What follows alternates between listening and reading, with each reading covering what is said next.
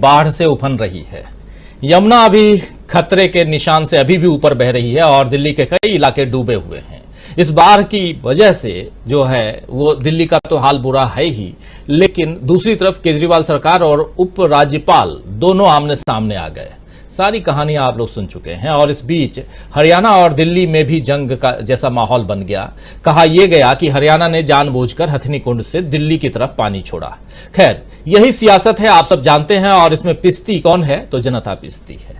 इस बीच आम आदमी पार्टी को दिल्ली पर अध्यादेश के खिलाफ, जो केंद्र सरकार का अध्यादेश है, ऑर्डिनेंस है, उसके खिलाफ कांग्रेस का साथ मिल गया है। अब आम आदमी पार्टी घोषित तौर पर बेंगलुरु जा रही है। बेंगलुरु में 24 विपक्षी दलों की बैठक हो रही है और इधर दिल्ली में भी बीजेपी ने एनडीए की बैठक बुलाई है, जिसमें कहा जा रहा है कि 30 दल शामिल होंगे। किस खेमे में कितने दल शामिल होंगे, इसका एक्चुअल आंकड़ा जो है वो परसों आपके सामने आएगा, क्योंकि परसों 18 तारीख है। और मगर आज एक वीडियो राहुल गांधी का सामने आया है। राहुल गांधी ने उस वीडियो को सामने ला करके बीजेपी के पसीने छुड़ा दिए हैं। दरअसल राहुल गांधी 8 जुलाई को हरियाणा के मदीना गांव गए थे, जहां उन्होंने धान की रोपाई की थी और कुछ किसान महिलाओं के साथ नाश्ता भी किया था। उसी दौरान राहुल ने प्रियंका गांधी से किसान महिलाओं की बात करवाई थी और कहा था कि चलिए बात कीजिए और फिर खाना पे बुला लीजिए, यानी कि लंच पे बुलाइए। सुनिए क्या कुछ कह रहे हैं। राहुल गांधी फोन लगाते हैं प्रियंका गांधी को और प्रियंका गांधी इन महिलाओं से बात करती हैं। जरा ये बहुत ही शानदार बातचीत जो है वो जब मदीना गांव में जब राहुल गांधी पहुंचे थे धान की रोपाई करने के लिए, उस तस्वीर को आप लोग बहुत देख चुके हैं, लेकिन ये बहुत इंपॉर्टेंट है, इसको देखिए जरा, सुनिए। हाँ जी, आप मारी पूछा आपके बारे में, तो अपने परिवार की बता दे नहीं बात कुछ है। मैं दिल्ली का हूँ। फिर हमने भी एक दिल्ली दिखा दी, आपका काम घर है। आ जाओ। अरे मेरा तो घर ही नहीं है। अरे मेरा सरकार ने घर ले लिया। हाँ। फिर सरकारी दिखा दियो। हेलो प्रियंका। हेलो। हाँ क्या बोलो? नमस्ते बोलो। हाँ ला जी, नमस्ते जी। नमस्ते जी, क्या कर रही हैं आप? कैसे हो आप? ये अकेली नहीं है, यहाँ पे 20 महिलाएं हैं। गणिया जी, हम तो कई खड़ी। हाँ, आप कैसे? हाँ खेती में काम कर रही है? हाँ जी, दाल लगा रहे हैं। बोलो बोलो, क्या पूछ रहे थे? ये आपके घर खाना खाना चाहती है? हाँ जी। ये यहाँ पे सब 20 महिलाएं हैं, सब आपके घर आके खाना खाना चाहती है। मैंने कह दिया कि आ रहे हैं। मैं खिलाऊंगी जी। हमारा यो खेत का काम धान धूम लाग जाएंगे जब आवाएंगे। तो आपका खेत का काम कब खत्म होगा? यूँ तो कदम भी नहीं होगा ना जी, मैं कभी नहीं जान गंदा, इतना काम है। अपना काम खत्म करके मम्मी से बात भी नहीं होगी। ये कह रहे हैं इनका काम खत्म नहीं होता कभी। अच्छा, वो कह रही है वो खाना ले आए क्या यहाँ? ना जी, यहाँ नहीं लाना, वो आ जाओगे। ना जी, यहाँ नहीं। भैया को बोलो एक दिन भैया आए और आप लोगों को सबको बिठा के खुद चला के। हाँ जी, यह बात वेरी गुड है, वेरी गुड है। ये आपसे डेट मांग रही है। कोई भी डेट बोल दे। आपने दिल्ली देखी है? नहीं देखी? ना जी, हमने दिल्ली नहीं देखी। तो फिर दिल्ली तो दिखानी पड़ेगी आपको। ठीक है जी, मैं आपके घर आऊंगी आपके भाई के साथ। ठीक है, ओके। ठीक है जी, ओके, नमस्ते। तो राहुल गांधी ने अपने घर लंच पर बुला लिया इन महिलाओं को। लंच के समय महिलाएं काफी खुश नजर आईं और अभी जो आप चर्चा देख रहे थे, ये लंच पे इनवाइट कर रही थी प्रियंका गांधी, और उसके बाद ये महिलाएं एक सप्ताह बाद आईं राहुल गांधी के घर पर और उन्होंने सोनिया गांधी के साथ डांस का भी लुत्फ उठाया। लेकिन इससे पहले एक महिला ऐसी भी थी जो मदीना गांव में राहुल गांधी को खाना खिलाते वक्त बता रही थी कि मोतियाबिंद की वजह से उन्हें दिखता नहीं है। तो राहुल ने उस महिला का ऑपरेशन भी करवा दिया। जरा उस महिला की कहानी देखते हैं। एक महिला है जो जिनसे राहुल बोलते हैं कि जो बोलती है कि मुझे दिखता नहीं है। राहुल बोलते हैं क्या हुआ? मोतियाबिंद? बोले हाँ, मोतियाबिंद हो गया है। तो ठीक है, इलाज करवाते हैं। राहुल गांधी हालांकि ऐसे काम बहुत करते हैं, समाज सेवा जो है उसमें बहुत सारी बातें ऐसी होती हैं जो बताते नहीं हैं, लोगों के बीच लेकर नहीं आते हैं, लेकिन उसके बाद भी जो काम है वो एक जन नेता के रूप में करना उनका फर्ज है, वो कर रहे हैं। जरा उसको देखते हैं, उस तस्वीर को देखते हैं जब एक महिला, ये टू विन तस्वीर लेके आइए। एक तरफ वो महिला है जो अपनी बात रख रही है और दूसरी तरफ उसके आंखों पर चश्मा है और वो बता रही है कि हाँ मेरा मतलब वो बता तो नहीं रही है, लेकिन इतना जरूर है कि देखकर समझ में आ जाता है कि राहुल गांधी ने ऑपरेशन करवा दिया है। देखिए जरा। आपको दिखता नहीं? मोतिया मोतिया हो गया? हो गया जिसका और क्या हम दिखवा देते हैं, दिखवाएं? दिखवा दो जी से, दिखवाता नहीं। ठीक है जी, और दिखवा दे लोग है।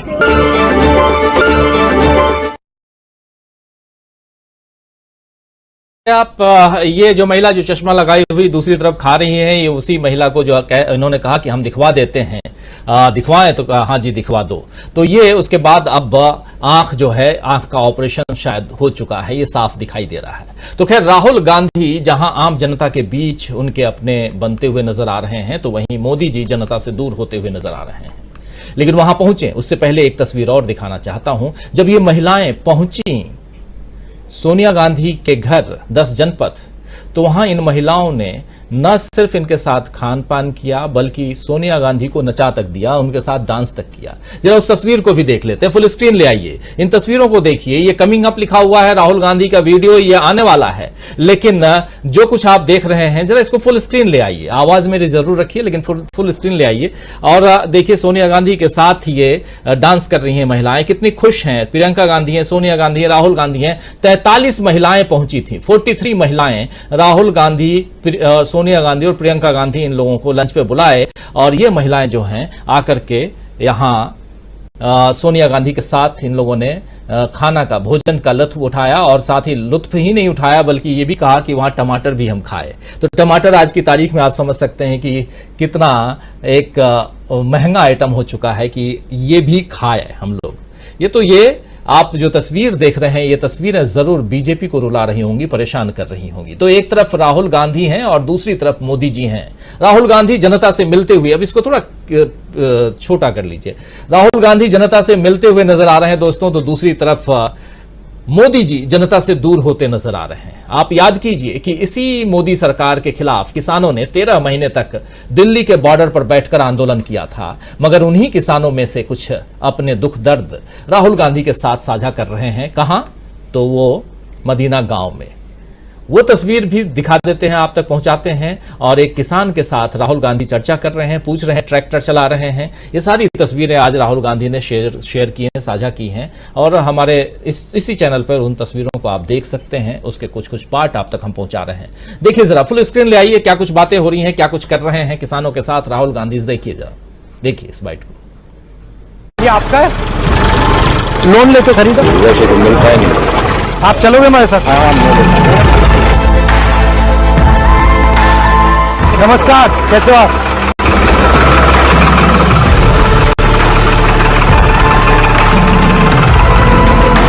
ये कुछ तो नहीं है, खराब नहीं होता, ब्रेक नहीं होता, और इसके जो औजार है ये भी नहीं होते।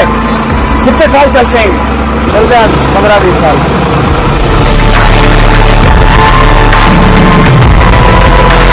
तो आपने ठेके पे ले रखी है और आप क्या करते हो?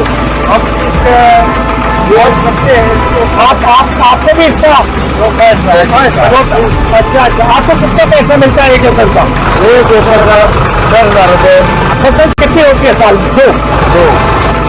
तो 1 एकड़ का आपको 20,000 रुपये मिलता है। हाँ, मुश्किल काम है।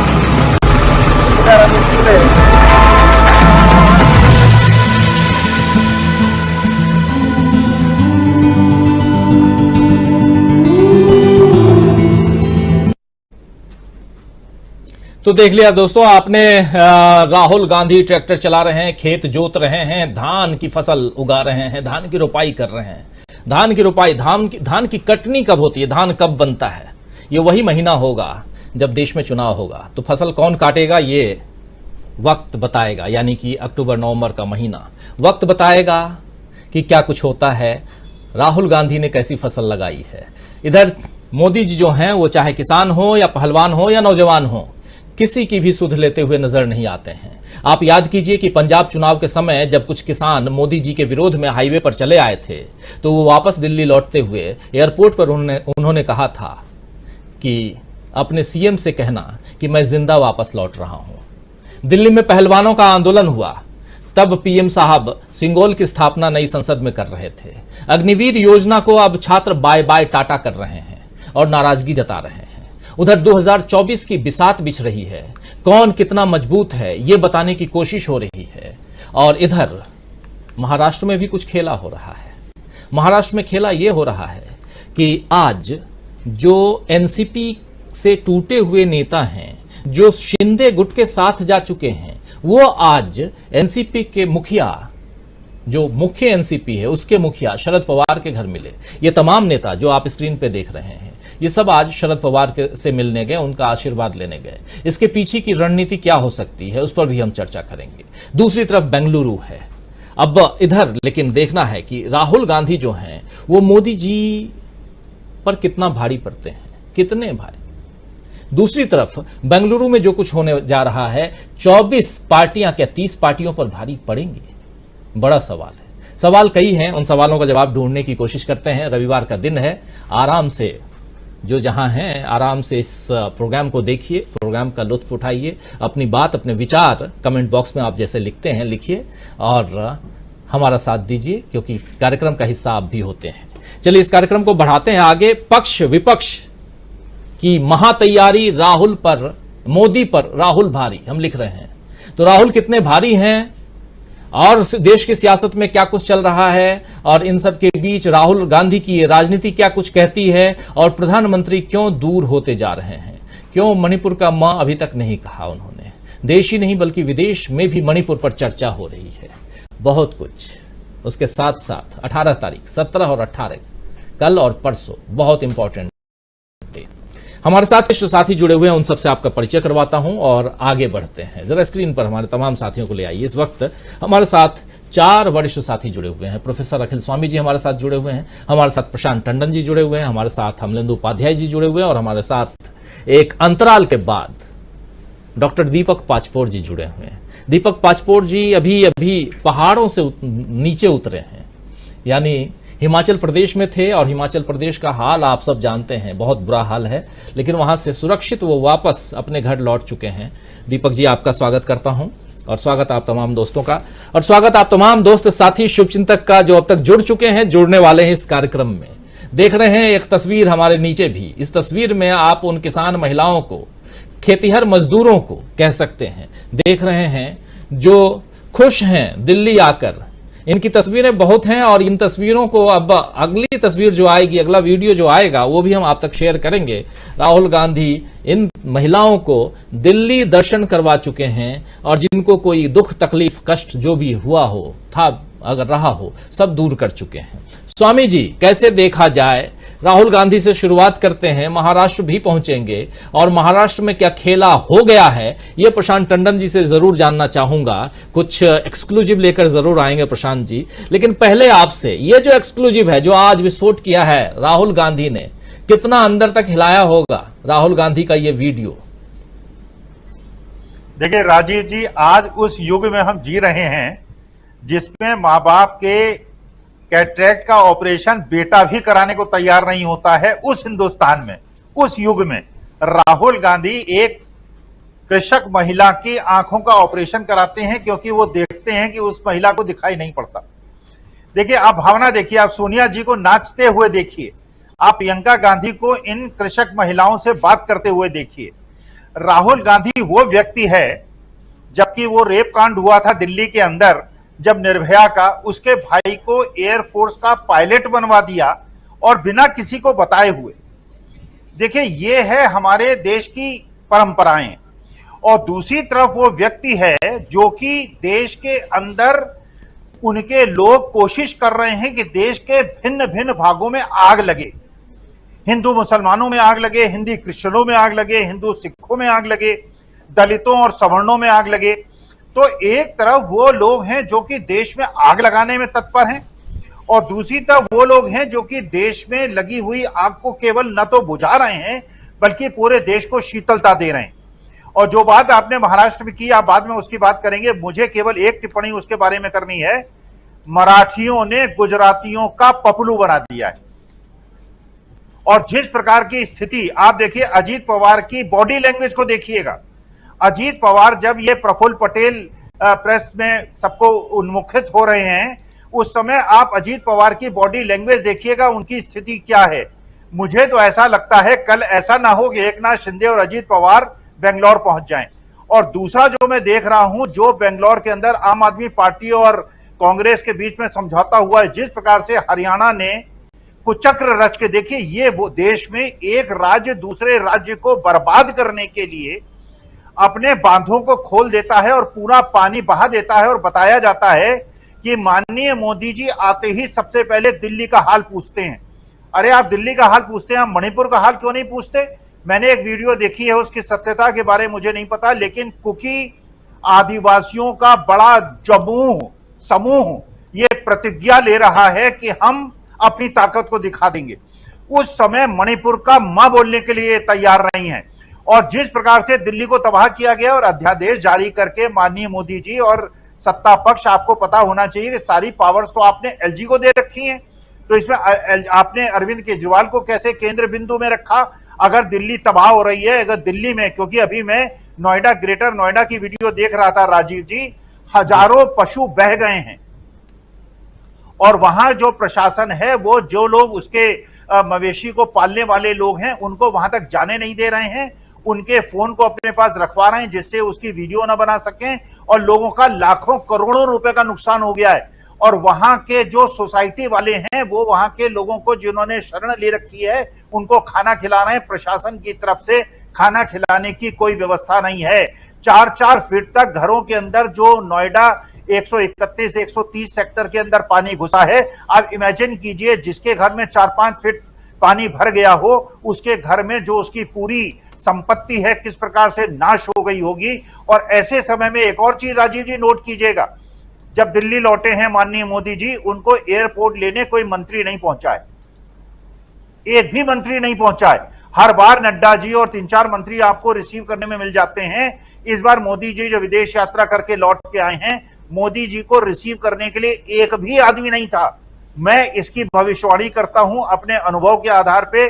चुनाव के पहले भारतीय जनता पार्टी में एक बहुत बड़ा बंटवारे का संकेत मैं देख रहा हूं। और जिस प्रकार से महाराष्ट्र के अंदर वहां के छत्रपति शिवाजी की संतानों ने यह दिखा दिया है कि महाराष्ट्र है, एक शक्तिशाली राज्य है, और वहां के लोग जो मराठा हैं वो बड़े शक्तिशाली होते हैं। उन्होंने राजनीतिक दांवपेच से भी दिखा दिया है कि राजनीति केवल तुमको नहीं आती, हमारे जो उद्योग हैं वो छीन छीन के ले जाते हो, ऐसा पटकी मारेंगे, ऐसा धोबी पछाड़ दांव मारेंगे कि उठ नहीं पाओगे। जी, बहुत कुछ राजनीति में आने वाले वक्त में हम देखेंगे। महाराष्ट्र की बात भी हो रही है, बात कल और परसों जो मीटिंग होनी है विपक्षी दलों की, वो बात भी हो रही है। बात ये भी हो रही है कि उसी दिन 18 तारीख को जब बेंगलुरु में विपक्षी दलों की बैठक जो है वो परवान चढ़ेगी, उसी वक्त इधर दिल्ली में भी एनडीए की बैठक होने जा रही है। और उस बैठक में अपना कुनबा बढ़ाने की कोशिश भी जरूर करेंगे और बीजेपी के लोग, और वैसे में ओम प्रकाश राजभर को भी अपने पाले में ला चुकी है बीजेपी, ये दिखाई दे रहा है। खैर, कौन कौन आएंगे कौन नहीं आएंगे ये तो वक्त बताएगा, लेकिन साथ साथ दूसरी तरफ हम देख रहे हैं कि महाराष्ट्र में कुछ खेला तो जरूर होने जा रहा है। प्रशांत टंडन जी के पास आऊं, लेकिन स्वागत करना चाहता हूं उनसे पहले राकेश अचल जी, वरिष्ठ पत्रकार, हमारे साथ बहुत एक लंबे अंतराल के बाद आप जुड़े हैं। आपका बहुत बहुत स्वागत है राकेश अचल जी इस कार्यक्रम में। और सीधा आना चाहता हूं प्रशांत टंडन जी आपके पास, कैसे देखते हैं, महाराष्ट्र से बेंगलुरु चलते हैं, लेकिन पहले महाराष्ट्र में क्या कुछ देख रहे हैं? आज जो घटनाक्रम है बहुत तेजी से बदलता हुआ घटनाक्रम, और उसमें अगर भतीजा पहले पहुंचते हैं चाचा के पास, परसों रात को, याद कीजिए परसों 9:30 बजे रात को अजीत पवार पहुंचते हैं। जैसे ही पोर्टफोलियो मिलता है उनको, वित्त मंत्रालय उनके हाथ में आता है, वैसे ही रात को वो पहुंचते हैं अपने चाचा शरद पवार के पास। कल दिन भर का वक्त, और आज रविवार को तमाम एनसीपी के जो अब टूटे हुए नेता मंत्री बन चुके हैं, वो आज आशीर्वाद लेने पहुंचते हैं शरद पवार के पास। ये आखिर हो क्या रहा है प्रशांत जी? कुछ खेला हो रहा है क्या? शरद पवार के बारे में कहा तो यही जाता है कि कुछ ना कुछ हमेशा उनकी राजनीति जहां तक हमारी सोच जाती है वहां से शुरू होती है। क्या ऐसा ही कुछ होने जा रहा है? पवार साहब ने लगता है गुगली फिर फेंक दी है, और अभी इस गुगली को समझना बाकी है। लेकिन जो घटनाक्रम है राजीव जी, वो बहुत दिलचस्प है। दिलचस्प ये है कि हमें तो उम्मीद ये थी कि ये अभी यथास्थिति कायम रहेगी और इस यथास्थिति में बदलाव या तो स्पीकर के 16 एमएलए के फैसले के बाद होगा, जो कि एकनाथ शिंदे फैक्शन के सदस्यों के ऊपर तलवार लटकी हुई है निष्कासन की, या फिर बीएमसी के चुनाव के बाद होगा। लेकिन इन दोनों का इंतजार नहीं हुआ और आज संडे को राष्ट्र की विधानसभा के सत्र के 24 घंटे पहले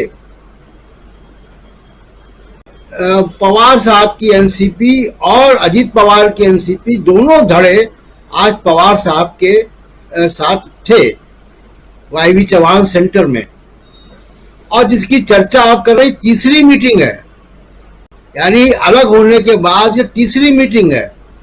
पहली मीटिंग किसी अज्ञात स्थान पर हुई थी, उसके बाद अजीत पवार पहुंचे, प्रतिभा पवार जो शरद पवार की पत्नी है उनकी सर्जरी हुई थी, उनको देखने पहुंचे, और ये प्रतिभा पवार ही थी जिनके कहने पर अजीत पवार 2019 में वापस लौटे थे।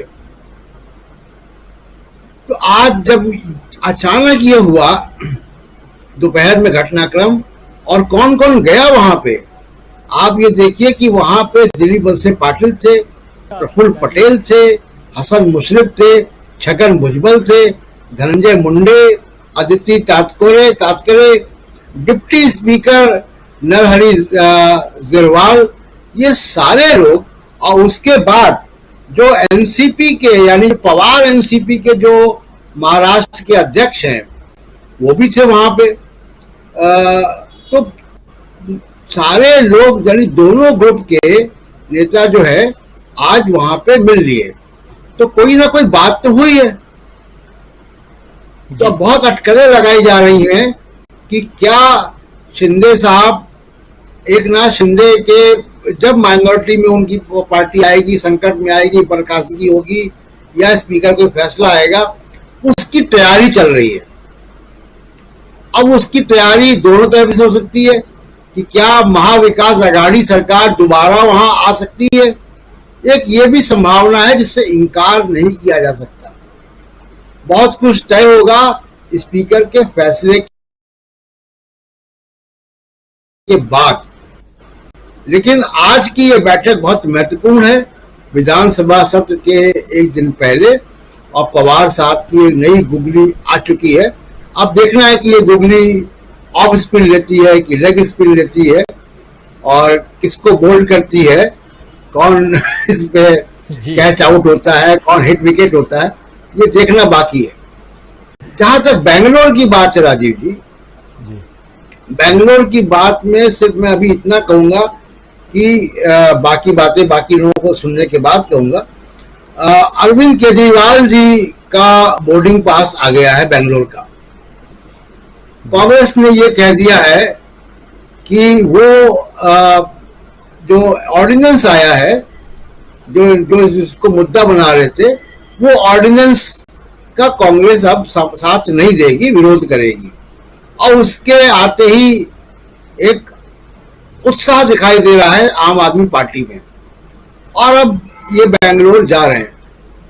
ये बड़ा अच्छा एक शुरुआत है राजीव जी, और कांग्रेस ने भी बड़ा दिल दिखाया है।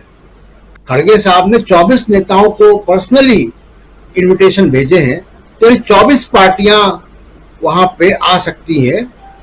उसके अलावा जो आम आदमी पार्टी का डेवलपमेंट है उसको मैं क्यों बहुत सिग्निफिकेंट मांग रहा हूं, एक तो दिल्ली है, अरविंद केजरीवाल को बहुत मीडिया कवरेज मिलता है, इनकी सोशल मीडिया प्रेजेंस बड़ी स्ट्रांग है, परसेप्शन बिल्ड करते हैं। और अगर आप देखिएगा कि जो गैर बीजेपी पार्टियां हैं उसमें गैर कांग्रेसवाद का झंडा यही उठाए हुए थे। बहुत सी पार्टियां जो कांग्रेस के साथ नहीं भी हैं, जैसे मान लीजिए कि तेलंगाना की पार्टी केसीआर की, वो कांग्रेस के साथ नहीं है, लेकिन वो कांग्रेस पे बिलो द बेल्ट हमले नहीं करते। ममता बनर्जी यूपीए का हिस्सा नहीं है, लेकिन ममता बनर्जी कभी भी बिलो द बेल्ट कांग्रेस पे हमला नहीं करती है। मायावती, अखिलेश यादव उत्तर प्रदेश से ठीक है, कांग्रेस के खिलाफ बयान देते हैं कई बार, लेकिन कांग्रेस के ऊपर बहुत जोरदार हमले की बात नहीं करते हो। अरविंद केजरीवाल एक ऐसे व्यक्ति थे जो चाहे गोवा जा रहे हो, चाहे गुजरात जा रहे हो, वो कांग्रेस की ऑबिचुरी लिख रहे थे कि कांग्रेस खत्म हो चुकी है, कांग्रेस है ही नहीं। तो कांग्रेस के खिलाफ जो सबसे मुखर आवाज राजनीति में बीजेपी के बाद थी, वो आम आदमी पार्टी थी जी। तो इनके रेडियो का वॉल्यूम थोड़ा बेंगलोर जाके कम होने की उम्मीद है। राजीव जी, आम आदमी पार्टी के रेडियो का जो वॉल्यूम है वो बेंगलोर जाने के बाद कम होने की गुंजाइश दिखाई दे रही है, और वो भी तब जब कांग्रेस ने बड़ा दिल दिखाते हुए कह दिया है कि जो अध्यादेश केंद्र सरकार लेके आई है दिल्ली के ऊपर, उस अध्यादेश के साथ नहीं बल्कि उसके खिलाफ है, और वो आम आदमी पार्टी के पक्ष में जब वोटिंग की बात आएगी अभी मानसून सत्र में, क्योंकि उस अध्यादेश को मानसून सत्र में पास करवाना होगा, जो नजदीकी 6 महीने के अंदर आप कोई भी बिल लेके आते हैं तो पास करवाना होता है, वरना वो बिल अपने आप में समाप्त माना जाता है, फिर आपको नए बिल के साथ में आना पड़ता है।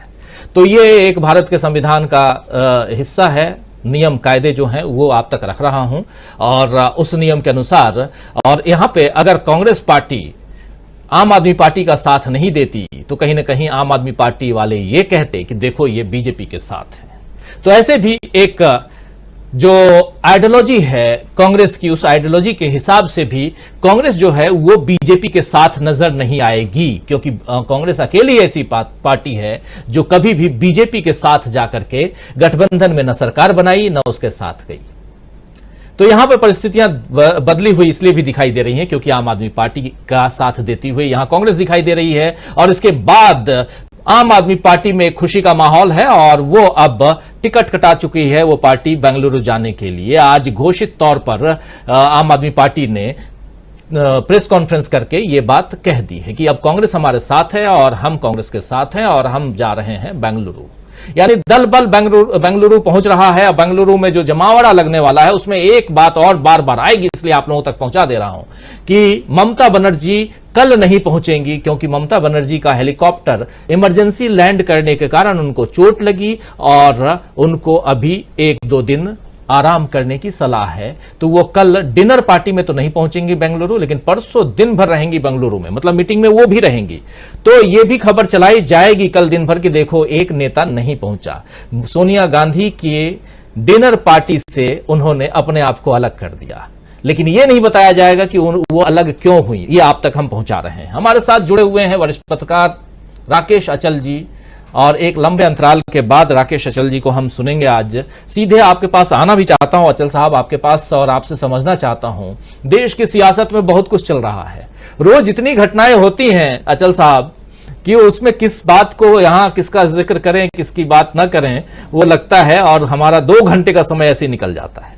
आपसे समझना चाहता हूं महाराष्ट्र में जो कुछ हो रहा है, जो अभी रख रहे थे प्रशांत टंडन जी, उसको आप किस दिशा में कैसे देखते हैं? दूसरा, राहुल गांधी की राजनीति में बहुत कुछ हो चुका है, और एक नया वीडियो जो आज उन्होंने शेयर किया है उसका एक और पार्ट आने वाला है जिसमें किसान महिलाएं हैं वो सोनिया गांधी के साथ महिलाओं ने सोनिया गांधी को भी डांस करवा दिया।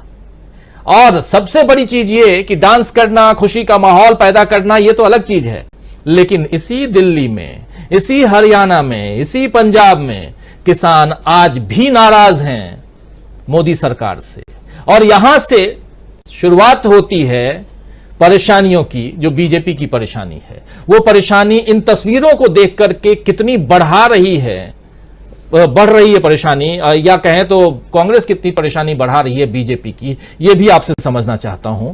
तो एक बात किसानों की, राहुल गांधी की राजनीति की, और दूसरी बात सीधे महाराष्ट्र की जो कुछ चल रहा है।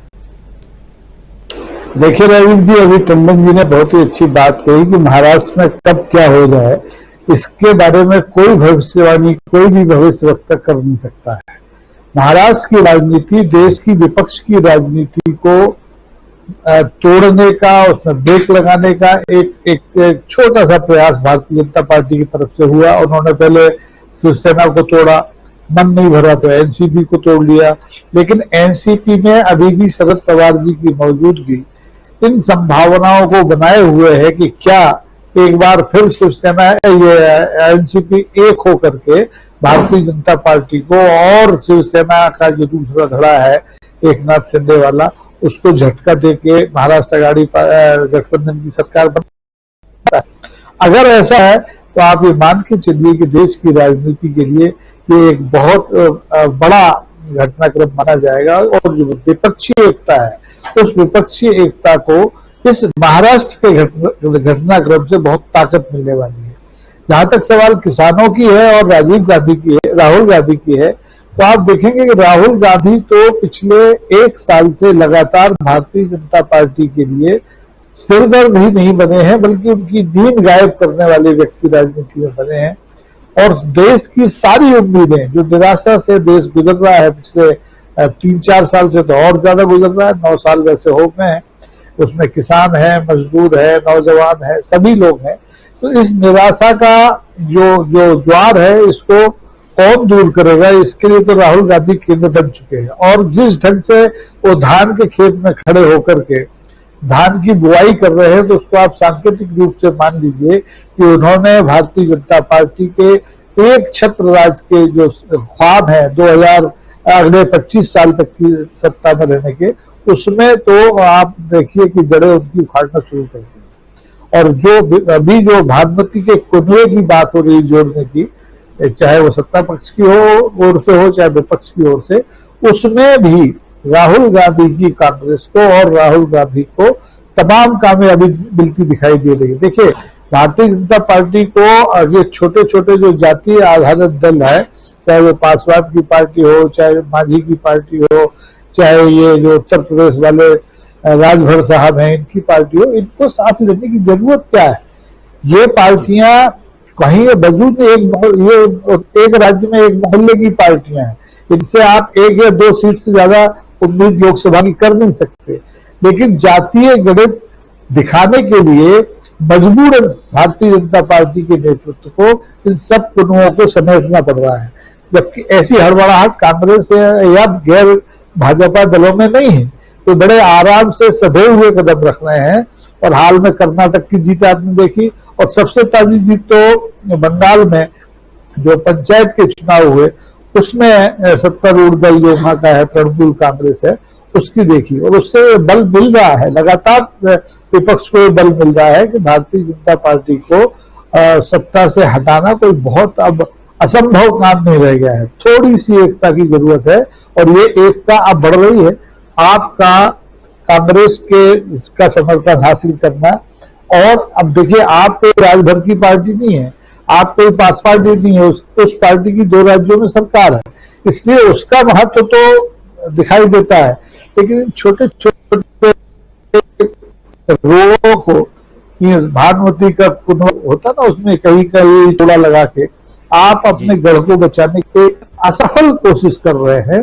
लेकिन परिदृश्य ठीक सामने दिखाई दे रहा है, स्पष्ट दिखाई दे रहा है कि हम परिवर्तन की ओर आगे बढ़ रहे हैं। राजीव जी, देश परिवर्तन की ओर आगे बढ़ रहा है, लेकिन इस परिवर्तन के सूत्रधार कौन है?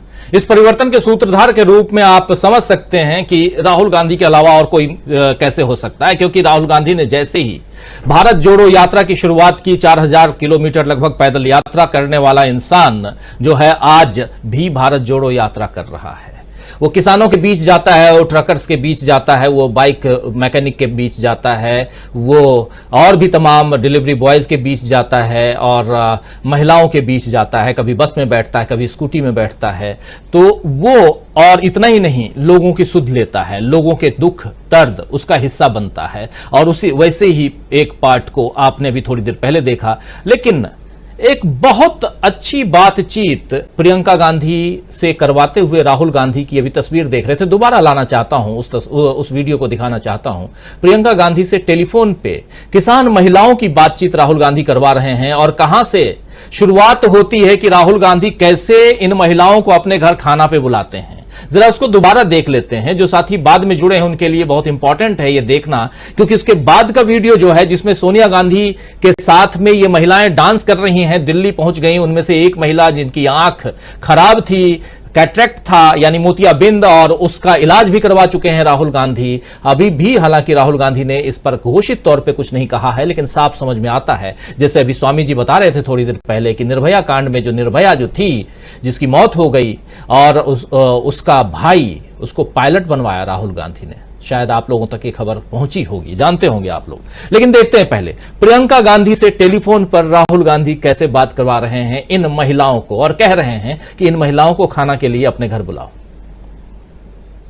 हाँ जी, आप मारी पूछा आपके बारे में, तो अपने परिवार की बता दे, नहीं बात कुछ है। मैं दिल्ली का हूँ। फिर हमने भी एक बार दिल्ली दिखा दी, आपका काम घर है। आ जाओ। अरे मेरा तो घर ही नहीं है। अरे मेरा सरकार ने घर ले लिया। ले लिया? फिर सरकारी दिखा दियो। हेलो प्रियंका। हेलो, हाँ क्या? बोलो, नमस्ते बोलो। हाँ ला जी, नमस्ते जी। नमस्ते जी, क्या कर रही हैं आप? कैसे हो आप? ये अकेली नहीं है, यहाँ पे 20 महिलाएं हैं। गणी हाँ जी, हम तो कई खड़ी। हाँ आप कैसे? हाँ खेती में काम कर रही हैं? हाँ जी, दाल लगा रहे हैं आप। बोलो बोलो, क्या पूछ रही थी? ये आपके घर खाना खाना चाहती हाँ जी, है। ये यहाँ पे सब 20 महिलाएं हैं, सब आपके घर आके खाना खाना चाहती है। मैंने कह दिया कि आ रहे तो हैं। मैं खिलाऊंगी। जी हमारा यो खेत का काम धान धूम लाग जाएंगे जब आएंगे। तो आपका खेत का काम कब खत्म होगा? न्यू तो कदम भी नहीं होगा ना जी, माई कभी नहीं जान गंदे, इतना काम है। अपना काम खत्म कर दिया। मम्मी से बात भी नहीं होगी। ये कह रहे हैं इनका काम खत्म नहीं होता कभी। अच्छा, वो कह रही है वो खाना ले आए क्या यहाँ? ना जी यहाँ नहीं लाना, वही आ जाओगे। ना जी यहाँ नहीं। भैया को बोलो एक दिन भैया आए और आप लोगों को सबको बिठा के खुद चला के। हाँ जी, यह बात वेरी गुड है, वेरी गुड है। ये आपसे डेट मांग रही है। कोई भी डेट बोल दे। आपने दिल्ली देखी है? नहीं देखी? ना जी हमने दिल्ली नहीं देखी। तो फिर दिल्ली तो दिखानी पड़ेगी आपको। हाँ, ठीक है जी, मैं आपके घर आऊंगी आपके भाई के साथ। ठीक है, ओके। ठीक है जी, ओके, नमस्ते। तो सुन लिया आपने, मैं आपके घर आऊंगी आपके भाई के साथ, प्रियंका गांधी को कह रही हैं महिलाएं। और उसके बाद प्रियंका गांधी, राहुल गांधी, सोनिया गांधी अपने घर पे बुलाते हैं इन महिलाओं को। एक नहीं, दो नहीं, 20 नहीं, बल्कि 43 महिलाएं जो हैं वो पहुंचती हैं इनके घर, साथ में खाना खाते हैं, उसके बाद डांस भी करते हैं। और इतना ही नहीं, सोनिया गांधी से भी डांस करवाते हैं, उनके साथ भी डांस करते हैं। जरा उस तस्वीर को भी देख लेते हैं और फिर आगे बढ़ते हैं। सियासत में बहुत सारी चीजें होती रहती हैं दोस्तों, कभी इधर कभी उधर, कोई आगे कोई पीछे, कोई भारी कभी कोई हल्का, सब कुछ होता है। कोई कहता है कि मेरी जान बच गई, कोई कुछ और कहता है। लेकिन ऐसी तस्वीरें आप बहुत कम देखेंगे जहां हंसी ठिठोली भी है, सियासत भी है और देश की तस्वीर भी है। इसलिए इसको दिखाना आपके सामने जरूरी समझता हूं। देखिए जरा आप सोनिया गांधी को।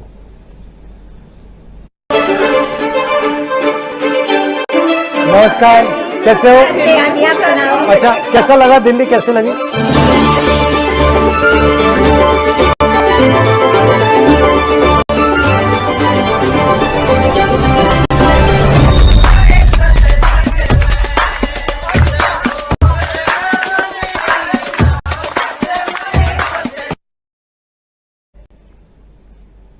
तो देखा आपने, सोनिया गांधी से भी डांस करके ही मानी ये महिलाएं।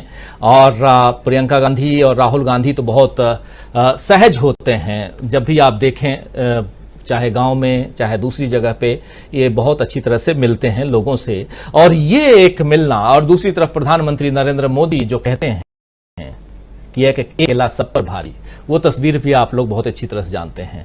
तो कहां नफरत और कहां मोहब्बत, यही पैगाम तो इस देश को चाहिए भी। हमारे साथ जुड़ गए हैं सुनील शुक्ला जी, वरिष्ठ पत्रकार हमारे साथी। आपका स्वागत करता हूं सुनील जी। आपका वीडियो थोड़ा डाउन है, मैं समझ रहा हूं आप कहीं अपने मुख्यालय से बाहर हैं और मौसम भी खराब है, तो उस हिसाब से भी समझा जा सकता है। लेकिन आपकी आवाज, आपकी बात हम पहुंचाने की कोशिश करेंगे अपने तमाम साथियों तक जो जुड़े हुए हैं। आना चाहता हूं दीपक पाचपोर जी, लंबी यात्रा करके लौटे हैं आप, हिमाचल प्रदेश, गांव गांव घूम के आए हैं। और हिमाचल प्रदेश का हाल बहुत बुरा है, आप जान रहे हैं। लेकिन आपके अनुभवों को भी और उसके साथ साथ जो देश में चल रहा है उस तस्वीर को भी आपके जरिए रखना, समझना चाहता हूं। महाराष्ट्र की तस्वीर को, महाराष्ट्र की सियासत को आप बहुत नजदीक से देखें, लंबा वक्त आपका गुजरा भी है। वहां के वहां पत्रकारिता करते हुए भी, उस हिसाब से भी आपसे महाराष्ट्र में कैसे देखा जाए जो कुछ हो रहा है, जिस बारे में प्रशांत टंडन जी कह रहे थे। बेंगलुरु चलेंगे, खूब चर्चा करेंगे बेंगलुरु की। कल से तो हम लोग बेंगलुरु में ही रहेंगे और वहां से भी आप लोगों के बीच पहुंचाएंगे ही, वहां का एक एक विश्लेषण आप तक पहुंचाएंगे, एक एक तस्वीर पहुंचाएंगे। लेकिन बेंगलुरु से पहले महाराष्ट्र में जो हलचल है कैसे आप देखते हैं, किस हिसाब से देखा जाए? और उससे पहले दिल्ली में जो हलचल राहुल गांधी करके बैठे हुए हैं, कितनी नींदें खराब कर रही हैं, कितनी नींदें उड़ा रही हैं, कितनी जमीनें या कितनी जड़ें जो हैं वो कमजोर हो गई हैं कांग्रेस बीजेपी की। राजू जी, आपने बताया कि मैं पहाड़ों से नीचे उतर आया हूं। मेरा पहाड़ों से उतरना उतना महत्वपूर्ण नहीं है जितना इस समय भाजपा का जो ऊंट है वो राजनीति के पहाड़ से नीचे उतरता हुआ दिख रहा है, और उसको पता चल रहा है कि 2024 की जो चोटी है वो वाकई कितनी ऊंची है। तो उसके कई कारण है। जैसे महाराष्ट्र का ये जो शरद पवार का जो खेल है, मतलब अगर शुद्ध बिहारी मुहावरे में कहा जाए तो खेला, इस खेला को समझना वाकई बड़ा मुश्किल है। ये आने वाले समय में कुछ ना कुछ अनफोल्ड जरूर होगा, लेकिन आप याद कीजिए कि पिछले कुछ पहली बार जिस समय देवेंद्र फडणवीस जो है वो मुख्यमंत्री बने थे और उन्हें रातों रात कोश्यारी जी ने जो उन्हें शपथ दिलाई थी, और उसके बाद एक ही 2 दिन के बाद ऐसा दांव पलटा था कि पता चला कि अजीत पवार वगैरह जितने एनसीपी के वो नेता जिनके ऊपर कोई न कोई जांच चल रही है, वो सारे के सारे उन्हें क्लीन चिट भी मिल गई और वो सरकार में भी बने रहे, और बाद में उन्होंने जो जो करना चाहा उद्धव ठाकरे के साथ लगभग 2.5 साल सरकार भी चला दी। तो अभी अगर भारतीय जनता पार्टी ये सोचती है कि इस तरीके से दूसरी बात तोड़कर इनको अजीत पवार को उप मुख्यमंत्री बनाकर उन्होंने कोई बहुत बड़ा खेल जीत लिया है, इस गेम को जीत लिया है, तो ये गलतफहमी आज जो है उनकी शायद दूर हो जाएगी। और आज की रात से लेकर जब तक कांग्रेस की 2 दिन की बैठक चलती है तब तक मुझे नहीं लगता है कि भारतीय जनता पार्टी वाकई शरद पवार के इस खेल को समझ पाएगी। यानी ये वाकई बड़े आश्चर्य की बात है कि एक तरफ तो उन्होंने वो पार्टी को तोड़कर बाहर निकल गए और उसके बाद दोबारा अपने उसी नेता के पास जा रहे हैं। शरद पवार को हमेशा एक तरह से ऐसा कद्दावर नेता माना गया है। आज भी देखिए पिछले कई सालों से हम ऐसा नेता अगर कहें कि जहां वो खड़े हो जाए 25-50 हजार की भीड़ चलती है उनके साथ, तो उसमें एक शरद पवार आज भी है, इतनी खराब हालत के बावजूद। तो मुझे ऐसा लगता है कि भारतीय जनता पार्टी के लिए बहुत चिंता की बात है। और ये जो कुनबा है, ये कुनबा जो बढ़ता जा रहा है लगातार, अब आप पार्टी भी उसमें शामिल हो गई, जिसके बारे में उम्मीद नहीं थी और भारतीय जनता पार्टी सोच रही थी कि शायद ये जो मोहरे हैं ये हमारे लिए ही काम करते रहेंगे। तो अब बात बड़ी स्पष्ट हो गई है, कांग्रेस ने बड़ा दिल तो दिखाया ही है। अब जितनी भी ऐसी जो क्षेत्रीय पार्टियां हैं उन्हें भी सोचना पड़ेगा कि क्या वे कांग्रेस का उपयोग जो है केवल अपने छोटे मोटे कामों को निपटाने के लिए, उनके खिलाफ आने वाले विधेयकों के लिए, या उनके खिलाफ कोई ऐसी बात हो रही है उनका कांग्रेस का समर्थन पाने के लिए हमें समर्थन करना है, या मेरिट बेसिस पे लोकतंत्र के व्यापक हित में जाना है। ये मुझे ऐसा लगता है कि यह चिंतन अब जो है आप पार्टी भी करेगी और केजरीवाल साहब भी करेंगे, ऐसी मुझे उम्मीद है। अब देखना है कि कल और परसों वहां पर वो क्या भूमिका निभाते हैं, किस तरीके के अपने लिए अपना टास्क निर्धारित करते हैं और कितना वो कांग्रेस के साथ जाते हैं, ये अगले 2 दिन में होना है। कल और परसों की जो मीटिंग है विपक्षी दलों की, ये बहुत बहुत बहुत महत्वपूर्ण है। उसका देखिए एक कारण, सबसे बड़ी बात तो यह है कि एडवांटेज कांग्रेस को इस तरीके से है कि दोनों तरफ कांग्रेस और भारतीय जनता पार्टी दोनों अपना अपना कुनबा बढ़ा रहे हैं, अपने अपने खेमे में लोगों को लाने की कोशिश कर रहे हैं। लेकिन देखिए बहुत ही बारीक फर्क यह है कि ये सारे दल कांग्रेस की तरफ जा रहे हैं, जबकि इसके ठीक विपरीत भारतीय जनता पार्टी अपना कुनबा बढ़ाने के लिए लोगों की तरफ जा रही है। मतलब यहां पर जो है वो प्यासे के पास जा रहा है भारतीय जनता पार्टी का, जबकि कांग्रेस की बात अगर हम कहें तो प्यासे जो है वो कुएं के पास आ रहे हैं। ये एक बहुत बड़ा फर्क है। तो यहीं पर जो नैतिक जीत है, एक तरह से जो आत्मिक बल है कांग्रेस का, वो निश्चित रूप से बढ़ा हुआ हमको दिख रहा है। कल और परसों के बाद जब इस बैठक समाप्त होगी, मुझे लगता है कि 2-3 मामलों पे व्यापक चर्चा भी होगी और कोई न कोई निर्णय लिया जाएगा। पहली बात तो यह है कि असली बात है कि न्यूनतम साझा कार्यक्रम शायद इसमें जो है वो एक तरह से लाइन अप हो जाएगा कि हमें किन मुद्दों को लेकर अगला चुनाव लड़ना है, और उसकी थोड़ी बहुत तैयारियां जो है वो होगी। और उसका टेस्ट भी जो है, इस एकता का टेस्ट जो है आने वाले इसी साल के 4-5 जो राज्यों के चुनाव है विधानसभा के चुनाव है वो भी देखता हुआ हमको नजर आएगा। ये अलग बात है कि इसमें ज्यादातर में 3 या 4 राज्यों में तो सीधे सीधे कांग्रेस जो है वही सीधी की सीधी लड़ाई में है, लेकिन बाकी लोगों का व्यवहार क्या रहेगा? क्या वे कांग्रेस के साथ रहेंगे? कांग्रेस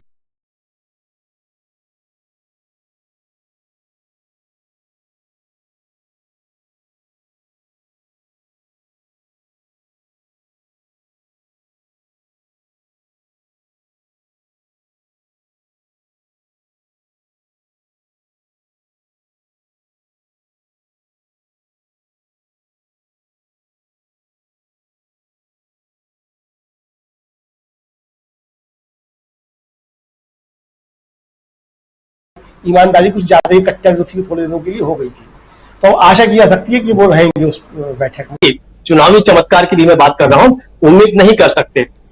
अंतिम बात, जो राहुल गांधी जो है वो बहुत सारे काम इस तरीके से बहुत चुपचाप करते हैं। मैं एक छोटा सा किस्सा बता के खत्म करता हूं आप लोगों के। अकबर के नवरत्नों में अब्दुल रहीम खान खाना, वो अपनी दरिया दिली के लिए बड़े प्रसिद्ध थे और वो अक्सर उनके दरबार में या उनके घर पर जो कोई आता था वो कभी खाली हाथ नहीं जाता था, लेकिन वो जब भी किसी को दान देते थे तो अपनी आंखों को नीचे करके करते थे और दान देते थे। तो जब तुलसीदास को ये बात पता चली तो उन्होंने एक दोहा लिखकर भेजा कि ऐसी देनी देन ज्यों हित सीखे हो सैन, ज्यों ज्यों कर ऊंचो करे त्यों तो नीचे नैन। कि मेरे मित्र ये देना तुमने कहां से सीखा है कि जैसे जैसे तुम्हारा कर तुम्हारे हाथ ऊंचे उठते हैं वैसे वैसे तुम्हारी आंखें नीचे होती जाती है। तो चूंकि अब्दुल रहीम खान खाना भी एक अच्छे कवि थे, अरबी, फारसी और बहुत सारे लोग भाषाओं के जानकार थे, तो उन्होंने उसका जवाब दूसरे दोहे में ये भेजा कि देनहार कोई और है, भेजत वो दिन रैन, लोग भरम हम पे करे तासू नीचे नैन। अरे भाई, भेजने वाला तो ऊपर वाला है, खुदा है, अल्लाह है, भगवान है, वो मुझे भेज रहा है, लेकिन लोगों को गलतफहमी होती है कि मैं आपको दे रहा हूं, इस शर्म से मेरी आंखें जो है वो छुप जाती हैं। तो आज मैं राहुल गांधी का ये चुपचाप करने वाला जो परोपकार का काम है वो जब मैं देखता हूं, सुनता हूं उसके बारे में, तो मुझे आशा लगती है कि आज भी लोग जो है चुपचाप बिना किसी को कहे दान कर रहे हैं। तो ये मैं कहता हूं, ये बहुत ही सुंदर तस्वीरें जो है लोकतंत्र के सामने आ रही है। राजीव जी, बस मैं इतना ही कहना चाहूंगा। बिल्कुल उन तस्वीरों को जरा हम रख भी देते हैं, एक बार हालांकि दिखा चुके हैं, फिर से देखिए। हालांकि ये दूसरी तस्वीर है जिसका जिक्र कर रहे थे दीपक पाचपोर जी, खाना खाते हुए जो तस्वीर, कुछ बच्चों की तस्वीर है और कुछ जो है बच्चियां बगल में बैठी हैं, लेकिन एक बच्ची देखिए बहुत निगाह जो है उसकी टिकी हुई है उस खाने पे। चलिए दूसरी तस्वीर, राहुल गांधी जिस महिला से बात कर रहे हैं, महिला जो है वो खाना बना के लाती हैं और खेत में खाना खा रहे हैं, और उसके बाद उनमें से एक महिला कहती है कि मुझे दिखाई कम देता है, तो पूछते हैं क्या मोतियाबिंद हो गया है और इलाज करवा दें, और इलाज करवाते हैं। और दूसरी बार जब ये महिलाएं राहुल गांधी के घर आती हैं तो उनमें से वो महिला आंख पर चश्मा लगाई हुई, काला चश्मा लगाई हुई दिखती है। जरा देख लीजिए, इस पूरे फुल स्क्रीन ले आइए, इस तस्वीर को दिखाइए, इस बाइट को दिखाते हैं और फिर आगे बढ़ते हैं। बहुत इंपॉर्टेंट चर्चा यहां चल रही है, उसको देखिए जरा। आपको दिखता नहीं? मोतिया हो गया जिसका और के हम दिखवा देते हैं, दिखवाएं? दिखवा दो जी से, तो पता नहीं। ठीक है जी, और दिखवा दे लोग है।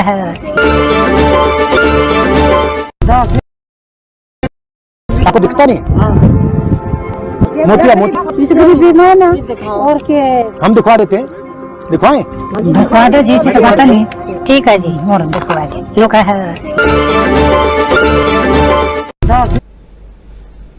तो हम दिखवा देते हैं और उसके बाद आप देखिए ये महिला खाना खा रही है और आंखों पर काला चश्मा है, यानी दिखवा दिया गया है, घोषित तौर पर कुछ भी नहीं बताया गया है, साफ समझ में आता है। जिस बारे में बात कर रहे थे अभी हमारे साथी दीपक पाचपोर जी, आना चाहता हूं अमलेंदु उपाध्याय जी के पास में।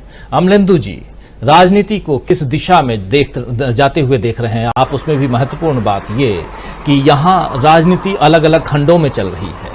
एक राजनीति एनडीए की है, बीजेपी की है, एक राजनीति यूपीए की है, कांग्रेस की है, और इन सब से इतर एक राजनीति महाराष्ट्र में चल रही है। और वहां से अब बेंगलुरु में एक दूसरी तीसरी राजनीति शुरू हो रही है जो 2024 की तस्वीर हम सबके सामने रखेगी। और वहां से पहले एक राजनीति इस देश में भारत जोड़ो यात्रा से शुरू हुई। राजनीति वर्ड इसलिए यूज कर रहा हूं यहां पे क्योंकि इसके इर्द गिर्द ही देश चलता है। देश की देश का जो पहिया है वो चलता है, लोकतंत्र आगे बढ़ता है। इसलिए भी राजनीति शब्द का इस्तेमाल कर रहा हूँ, सियासत शब्द का इस्तेमाल कर रहा हूँ। कैसे देखा जाए अमलेंदु जी?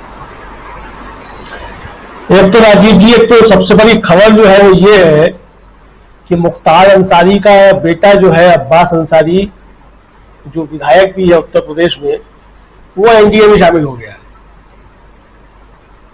अब मैं ऐसा क्यों कह रहा हूं?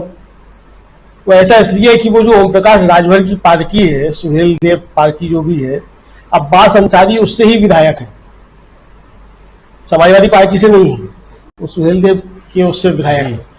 तो मुख्तार अंसारी के बेटे जो है विधायक जी, वो अब एनडीए में शामिल हो गए, तो भारतीय जनता पार्टी को बधाई। मुझे लगता है कि अतीक अहमद को भी उठाइए, ध्यान कर लेना चाहिए था, तो आज वो भी सम्मानित हो, तो अतीक अहमद भी तो माफिया बन के लिस्ट में जारी नाम में नहीं आया होता उनका भी। तो भारतीय जनता पार्टी को बधाई कि एनडीए में अब्बास अंसारी साहब की आमद जो है वो हो गई है। अभी 2 या 3 दिन पहले जो था वो अब्बास अंसारी की माँ का या उनकी पत्नी का किसी का एक बयान था, ध्यान नहीं आ रहा है, कि वो जेल में जो है वो सीसीटीवी कैमरे लगा दिए गए हैं मुख्तार अंसारी की बैरक के बाहर, इससे उनको दिक्कत हो रही है। मुझे लगता है कि वो सीसीटीवी कैमरे जो है वो उतर जाएंगे। अब महाराष्ट्र चलते हैं राजीव जी। महाराष्ट्र में भी जो है वो, महाराष्ट्र वैसे भी राष्ट्र से बड़ा है, तो वहां क्या क्या कब हो जाए कुछ कहा नहीं जा सकता है। बहरहाल अभी मैं खंगाल रहा था जब समाचार पत्रों को, एक तरीके से कहा जाए पोर्टल्स को, तो एक खबर दिखी 11 जुलाई की कि नासिक के धुले में कोई कार्यक्रम था, वहां अजीत पवार भी मौजूद थे और एकनाथ शिंदे भी मौजूद थे, और उस कार्यक्रम में एनसीपी का झंडा नहीं लगा था। तो अजीत पवार नाराज हो गए, कहा कि अब ये 3 दलों की सरकार है, उसमें एनसीपी भी शामिल है, तो एनसीपी का झंडा क्यों नहीं है? तो भारतीय जनता पार्टी के नेता है कोई गिरीश महाजन, जिन्होंने कार्यक्रम कराया था, उन्होंने तुरंत जो थी उसके लिए माफी मांगी, और शिंदे साहब ने कहा आगे से ऐसी कोई गलती नहीं होगी। यानी कि अब आगे से शिंदे साहब का वचन है कि आगे से कोई गलती नहीं होगी, तो गलती अब शिंदे साहब नहीं करेंगे, अजीत पवार क्या करते हैं अजीत पवार के ऊपर होगा। तो आप समझ सकते हैं कि महाराष्ट्र में चल क्या रहा है। तो चाचा से मिल के आया, बहुत अच्छी बात है, चाचा से मिले हैं, चाची से मिले हैं, बहन से मिले हैं, सब बात है। लेकिन अब देखना ये कि राजीव जी पिछली बार लगता है कुछ शायद रह गए थे अब मुकदमे हटवाना जल्दबाजी में। हालांकि उस समय भी चर्चा सुनी गई थी कि मुकदमे हट गए अजीत पवार के ऊपर से, लेकिन वो बाद में मालूम पड़ा कि शायद कुछ हटे थे, कुछ रह गए थे। तो हो सकता है वो अब जल्दी जल्दी वो सब हट जाए, तो अच्छी बात है।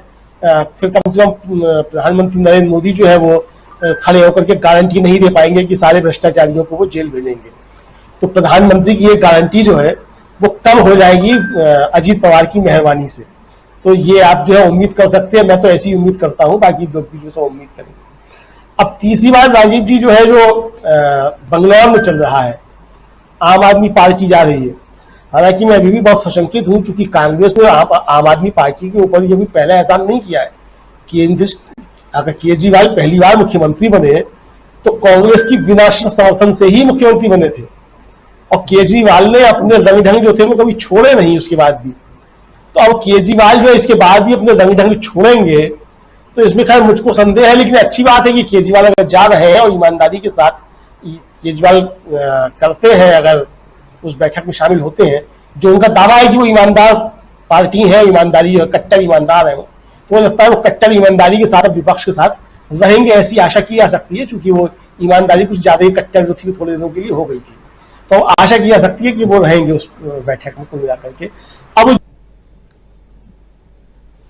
जी तो आप समझ सकते हैं कि एनडीए ने तो जो है जो जिन लोगों को इकट्ठा किया है, वो आप समझ सकते हैं वो छोटे छोटे दल है। जैसा कि राकेश जी कह रहे थे कि राजभर जी हैं, कि वो मांझी जी हैं, अब वो कुशवाहा जी भी है जिनका कोई विधायक भी नहीं है, खुद भी नहीं है वो विधायक सुना जाता है, तो वो भी उसमें शामिल है।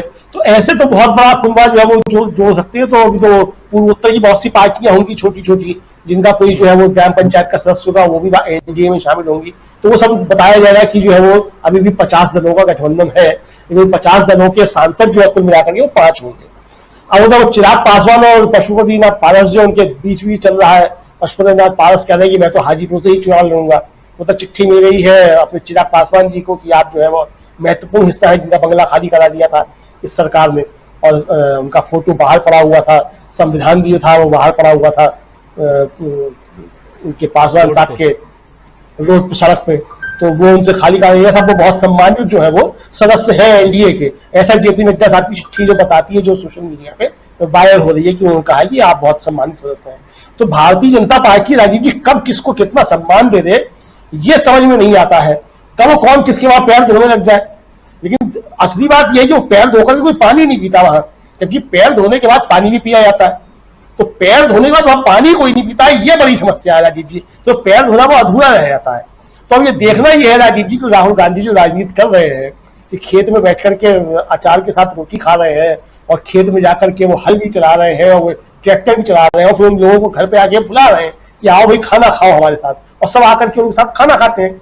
मुझे लगता है कि प्रधानमंत्री नरेंद्र मोदी जो है, हालांकि खाना प्रधानमंत्री नरेंद्र मोदी भी खाते हैं लोगों के साथ, ऐसा नहीं है कि वो नहीं खाते हैं। आपको याद होगा कि बनारस की एक जो थी तस्वीर बहुत वायरल हो रही थी, श्रमिकों के साथ प्रधानमंत्री ने बनारस में जो था वो भोजन किया था, तो सबकी थालियां अलग रखी हुई थी। पानी की बोतल जो थी वो प्रधानमंत्री की बिल्कुल अलग साफ दिखाई पड़ रही थी, अलग से रखी हुई है। तो यानी कि इतनी दूरी जो है वो आम जन के साथ जो है, जिन्होंने राजपथ का नाम कर्तव्य पथ कर दिया, तो वो कर्तव्य पथ जनता के लिए है, प्रधानमंत्री के लिए कर्तव्य कोई बात नहीं, उनके लिए राजपथ ही है। यानी राजसी ठाटवाट के साथ प्रधानमंत्री जो है वो आम जनता के साथ भोजन करते हैं और राहुल गांधी जो है आम जनता के बीच आम जन बन करके उसके साथ भोजन करते हैं। तो ये अंतर जो है राजीव जी, इसको मुझे लगता है कि ये समझा जा सकता है। बहरहाल अब ये राजनीति अपनी जगह है, सब चलती रहेगी, कैसी चल रही है कैसी नहीं चल रही है, लेकिन एक बात तय है राजीव जी की विपक्ष ने एक गंभीर चुनौती भारतीय जनता पार्टी के सामने पेश कर दी है, और इस तरीके की गंभीर चुनौती पेश की है कि हेडलाइन मैनेजमेंट में भी अब भाजपा को लगने लगा है कि वो विपक्ष से पिछड़ रहा है। तो इसीलिए ठीक उसी दिन एनडीए की बैठक रखी गई है छोटे छोटे दलों के साथ, जिस दिन विपक्ष की बैठक हो रही है, ताकि उस हेडलाइन मैनेजमेंट में भी जो है कुछ गड़बड़ की जाए। लेकिन हमारा जो ये गोदी मीडिया तथाकथित है राजीव जी, जिसको हम लोग जो है कॉर्पोरेट मीडिया, आप पिट्ठू मीडिया कहते हैं, ये जो है वो निगेटिव खबर चलाने के लिए भी बेंगलुरु की बैठक को ज्यादा तवज्जो देगा, मुझको ऐसा लगता है। ये निगेटिव कुछ ना कुछ निकाल के लाएंगे, लेकिन बेंगलुरु की बैठक जो है वो एनडीए की बैठक के ऊपर हावी रहेगी मीडिया की सुर्खियों में भी, और कुल मिलाकर के मीडिया मैनेजमेंट जो है वो भारतीय जनता पार्टी का वो 17-18 को पिछड़ता हुआ दिखाई दे सकता है। जी, बहुत कुछ हो सकता है। 17-18, कल 17 है, परसों 18 है, और इन 2 दिनों में क्या कुछ होगा, कैसे हेडलाइन मैनेजमेंट करेंगे सियासी दल, चाहे वो पक्ष के हों या विपक्ष के हों, लेकिन दोनों की तैयारियां बहुत चल रही हैं, और इसलिए लिख भी हम रहे हैं कि पक्ष विपक्ष की महा तैयारी। लेकिन ये आगे लिख रहे हैं कि मोदी पर राहुल भारी। मोदी पर राहुल कैसे भारी हैं वो समझते हैं। हमारे साथ जुड़े हुए हैं सुनील शुक्ला जी। सुनील शुक्ला जी, आपके पास सीधे आना चाहता हूं, कैसे आप देखते हैं, बहुत सारी तस्वीरें जो चर्चा हम कर रहे हैं वो सब आप देख चुके, राहुल गांधी की तस्वीर आप देख चुके, राहुल गांधी ने एक महिला के आंख का ऑपरेशन करवा दिया, दिल्ली भ्रमण करवा दी उन्होंने, ये सब आप देख चुके। राहुल गांधी खेत में धान रोप के आ गए, और धान की फसल कटाई का समय आपसे बेहतर और कौन बता सकता है, और शायद उसी वक्त चुनाव भी होगा देश में, तो वो जो विधानसभा के चुनाव होंगे तो कौन सा फसल काटेगा, किसकी फसल कैसी होगी, वो जनता के वोटों से पता चल ही जाएगा। लेकिन इन सब से इतर जो दोनों साइड में जो घमासान है वो है 2024 का, और उस घमासान में एक प्रयोगशाला कह लें, वो महाराष्ट्र अभी बना हुआ है। कैसे आप महाराष्ट्र को देखते हैं आज के डेवलपमेंट पे, और फिर कैसे आप देखते हैं दिल्ली को, जहां बहुत कुछ हम अगले 2 दिनों में देखने वाले हैं, बेंगलुरु और दिल्ली दोनों आमने सामने। धन्यवाद राजीव जी। ये तकनीक की महामारी के मैं भी शिकार था, इसे बहुत डिस्टर्ब होता रहा, लेकिन अभी संजोग से ठीक ठाक चल रहा है। ये देखिए, जो स्वाभाविक गतिविधियां होती हैं, नेचुरल तरीके से जो गतिविधियां संचालित होती हैं, उसमें अस्थायित्व भी होता है और वो चीजें व्यक्ति को आकर्षित भी करती हैं। महाराष्ट्र में जो कुछ भी हो रहा है वह स्वाभाविक तरीके से हो रहा है। अगर आप दबाव में लेकर के पार्टियों को तोड़ने का प्रयास करेंगे और लोग और उनके सदस्यों को अपने साथ अपने गठबंधन में शामिल करने का प्रयास करेंगे, तो व्यक्ति बहुत सहज नहीं हो सकता। महाराष्ट्र की जो गतिविधियां वो सहज नहीं है। एनसीपी के जो नेता पार्टी में टूट के गए हैं, उनको पता है कि उनका मतदाता उनके साथ नहीं जा सकता, क्योंकि उनका जो मतदाता है या समर्थक वर्ग है वह भारतीय जनता पार्टी का समर्थक वर्ग नहीं है। और इस तरह की राजनीति से एक बड़ा समुदाय उनको छोड़ के चला जाएगा, और 1 साल बाद उनके यहाँ भी चुनाव हो गए। आप अधिक से अधिक कितने साल तक सत्ता में रह लेंगे? और 1-1.5 साल की सत्ता के लिए आप अपने आने वाले दिन की राजनीति को दांव पे लगा दें, ये बहुत स्वाभाविक होता नहीं है। सत्ता सबको आकर्षित करती है, सब कोई दुरा नहीं है। सत्ता का सुख सबको आकर्षित करता है, इसमें भी कोई दुरा नहीं है। लेकिन ये भी देखना होता है कि सुख हमें कितना महंगा पड़ेगा, यह सुख आने वाले दिनों में इसकी हमसे कितनी बड़ी कीमत वसूल करेगा। एनसीपी के लोगों को यह पता है कि शरद पवार जी को अलग करके उनके आने वाले दिन अच्छे नहीं हो सकते, और उनका कार्यकर्ता भी उनको स्वीकार करने के लिए नहीं तैयार होगा। अब यह अगर अजीत पवार और प्रफुल्ल पटेल शरद पवार से मिलने के लिए जाते हैं और उनके सभी मंत्रियों से मिलने के लिए जाते हैं, तो यह अनायास नहीं है। यह संदेश देने की कोशिश है कि हम, प्रफुल्ल पटेल ने निकल के कहा भी कि हम चाहते हैं कि एनसीपी का बंटवारा न हो, और उसके बाद एनसीपी का बंटवारा न हो तो आप एनसीपी पे शामिल होइए। उस जवाब में लोगों ने पूछा कि जब आपने शरद पवार से कहा कि एनसीपी का बंटवारा न हो तो शरद पवार ने क्या कहा? उन्होंने कहा, उन्होंने कोई जवाब नहीं दिया, क्योंकि एनसीपी तो शरद पवार जी के साथ है। भारतीय जनता पार्टी जो राजनीतिक दलों को तोड़ करके नेताओं को अपने साथ मिला करके जो अपने जनाधार को बढ़ाने की कोशिश कर रही है, वो क्षणिक है, ये संभव नहीं है। आम चुनाव, ये सरकार चलाने के लिए तरीके तो संभव हो सकते हैं, लेकिन राजनीतिक में जनाधार को बढ़ाने का यह तौर तरीका कभी भी सफल नहीं हो सकता, किसी के साथ सफल नहीं हुआ है। राहुल, यही स्थिति है। राहुल गांधी जो कर रहा है, राहुल गांधी ने जो अपनी राजनीतिक फसल तैयार की है, बड़े स्वाभाविक तरीके से तैयार की। भारत जोड़ो यात्रा के माध्यम से उन्होंने आम लोगों से जुड़ने की कोशिश की, लोगों की जो समस्याएं थे उनके साथ अपना तालमेल बैठाया, उनके साथ अपनी संवेदनाएं स्थापित की, और एक तरह से जो देश की समस्याएं थी उनको आवाज देने की कोशिश की। जो जिस राज्य में था, जो परेशानियां, एक विपक्ष के नेता के तौर पर से मिल, और उनका राहुल कहीं भी तरीके से एक फोटोशॉप के लिए उन्होंने कोई कार्य नहीं किया। अगर और यही वजह रही कि लोग स्वाभाविक तरीके से उनसे आकर के उनसे मिलते रहे। और अगर लोगों को, इसका यह भी है ना कि इनके साथ केवल वो लोग नहीं आए जो किसी बैठक में आए या किसी सभा में आए और सुन करके चले गए। राहुल गांधी ने सबकी परीक्षा ली जो उनसे मिलने आ रहे थे। किलोमीटर, 2 किलोमीटर, 4 किलोमीटर, 10 किलोमीटर लोगों को पैदल चलना पड़ा। आगे की ठंड में, विकट गर्मी में, भारी बरसात के बीच में वहां मौजूद रहना पड़ा। और अगर इन विपरीत परिस्थितियों में भी अगर लोग राहुल गांधी के साथ रहे, यानी कि राहुल गांधी के प्रति लोगों के मन में एक आदर और एक सम्मान का भावना दिखी। खेतों में जाकर के राहुल गांधी ने तब कोई कैमरा टीम लेकर अपने साथ गए नहीं। खेतों में महिलाएं काम कर रही थी, उनके साथ बैठे, उनके साथ अपने को स्थापित किया, उनके साथ अपने तादाद में स्थापित किए। और यह बात यह भी साबित हुई कि राहुल गांधी यूं ही अनायास नहीं मिल रहे हैं। आप याद कीजिए कर्नाटक का चुनाव। कर्नाटक के चुनाव में राहुल गांधी ने बस की यात्रा में महिलाओं से बात की जी, उनकी समस्याओं को समझा। कामगार महिलाओं को अपने वर्क प्लेस पर जाने के लिए कितनी सुविधाएं होती है इसकी जानकारी ली। परिणाम क्या हुआ कि कर्नाटक की सरकार, कांग्रेस की सरकार आते ही बसों में उनकी यात्रा निःशुल्क कर दी गई। कोई कहीं आए जाए उसका पैसा नहीं लगेगा। आप वो भी घटना याद कीजिए कि ये जोमेटो और स्विगी के जो डिलीवरी बॉयज हैं उनके साथ भी राहुल गांधी ने मुलाकात की, और केवल उनके साथ बैठ करके मैंने फोटो नहीं खिंचवाया, उनसे बात किया, उनकी समस्याओं को समझने की कोशिश की, उनको जानने की कोशिश की कि उनके जीवन में और बेहतर परिवर्तन लाए जा सकते हैं। और केवल बात करके नहीं छोड़ दिया। जब इस कर्नाटक की सरकार सत्ता में आई तो इन जोमेटो और स्विगी और इस तरह के डिलीवरी बॉय जो हैं उनको बीमा का सुरक्षा दे दिया सरकार ने। यह चीजें उनके चुनावी घोषणा पत्र में शामिल नहीं थी, लेकिन उनको लगा कि ये चीजें होनी चाहिए। और जो इसका मतलब हुआ कि जिन लोगों से राहुल गांधी मिलते हैं उन्होंने ये बताने की कोशिश की कि हमारी यह मुलाकात केवल दिखाने के लिए नहीं है, उनसे मिलना है, उनकी समस्याओं को समझना है और उन समस्याओं का निदान करने की कोशिश की है।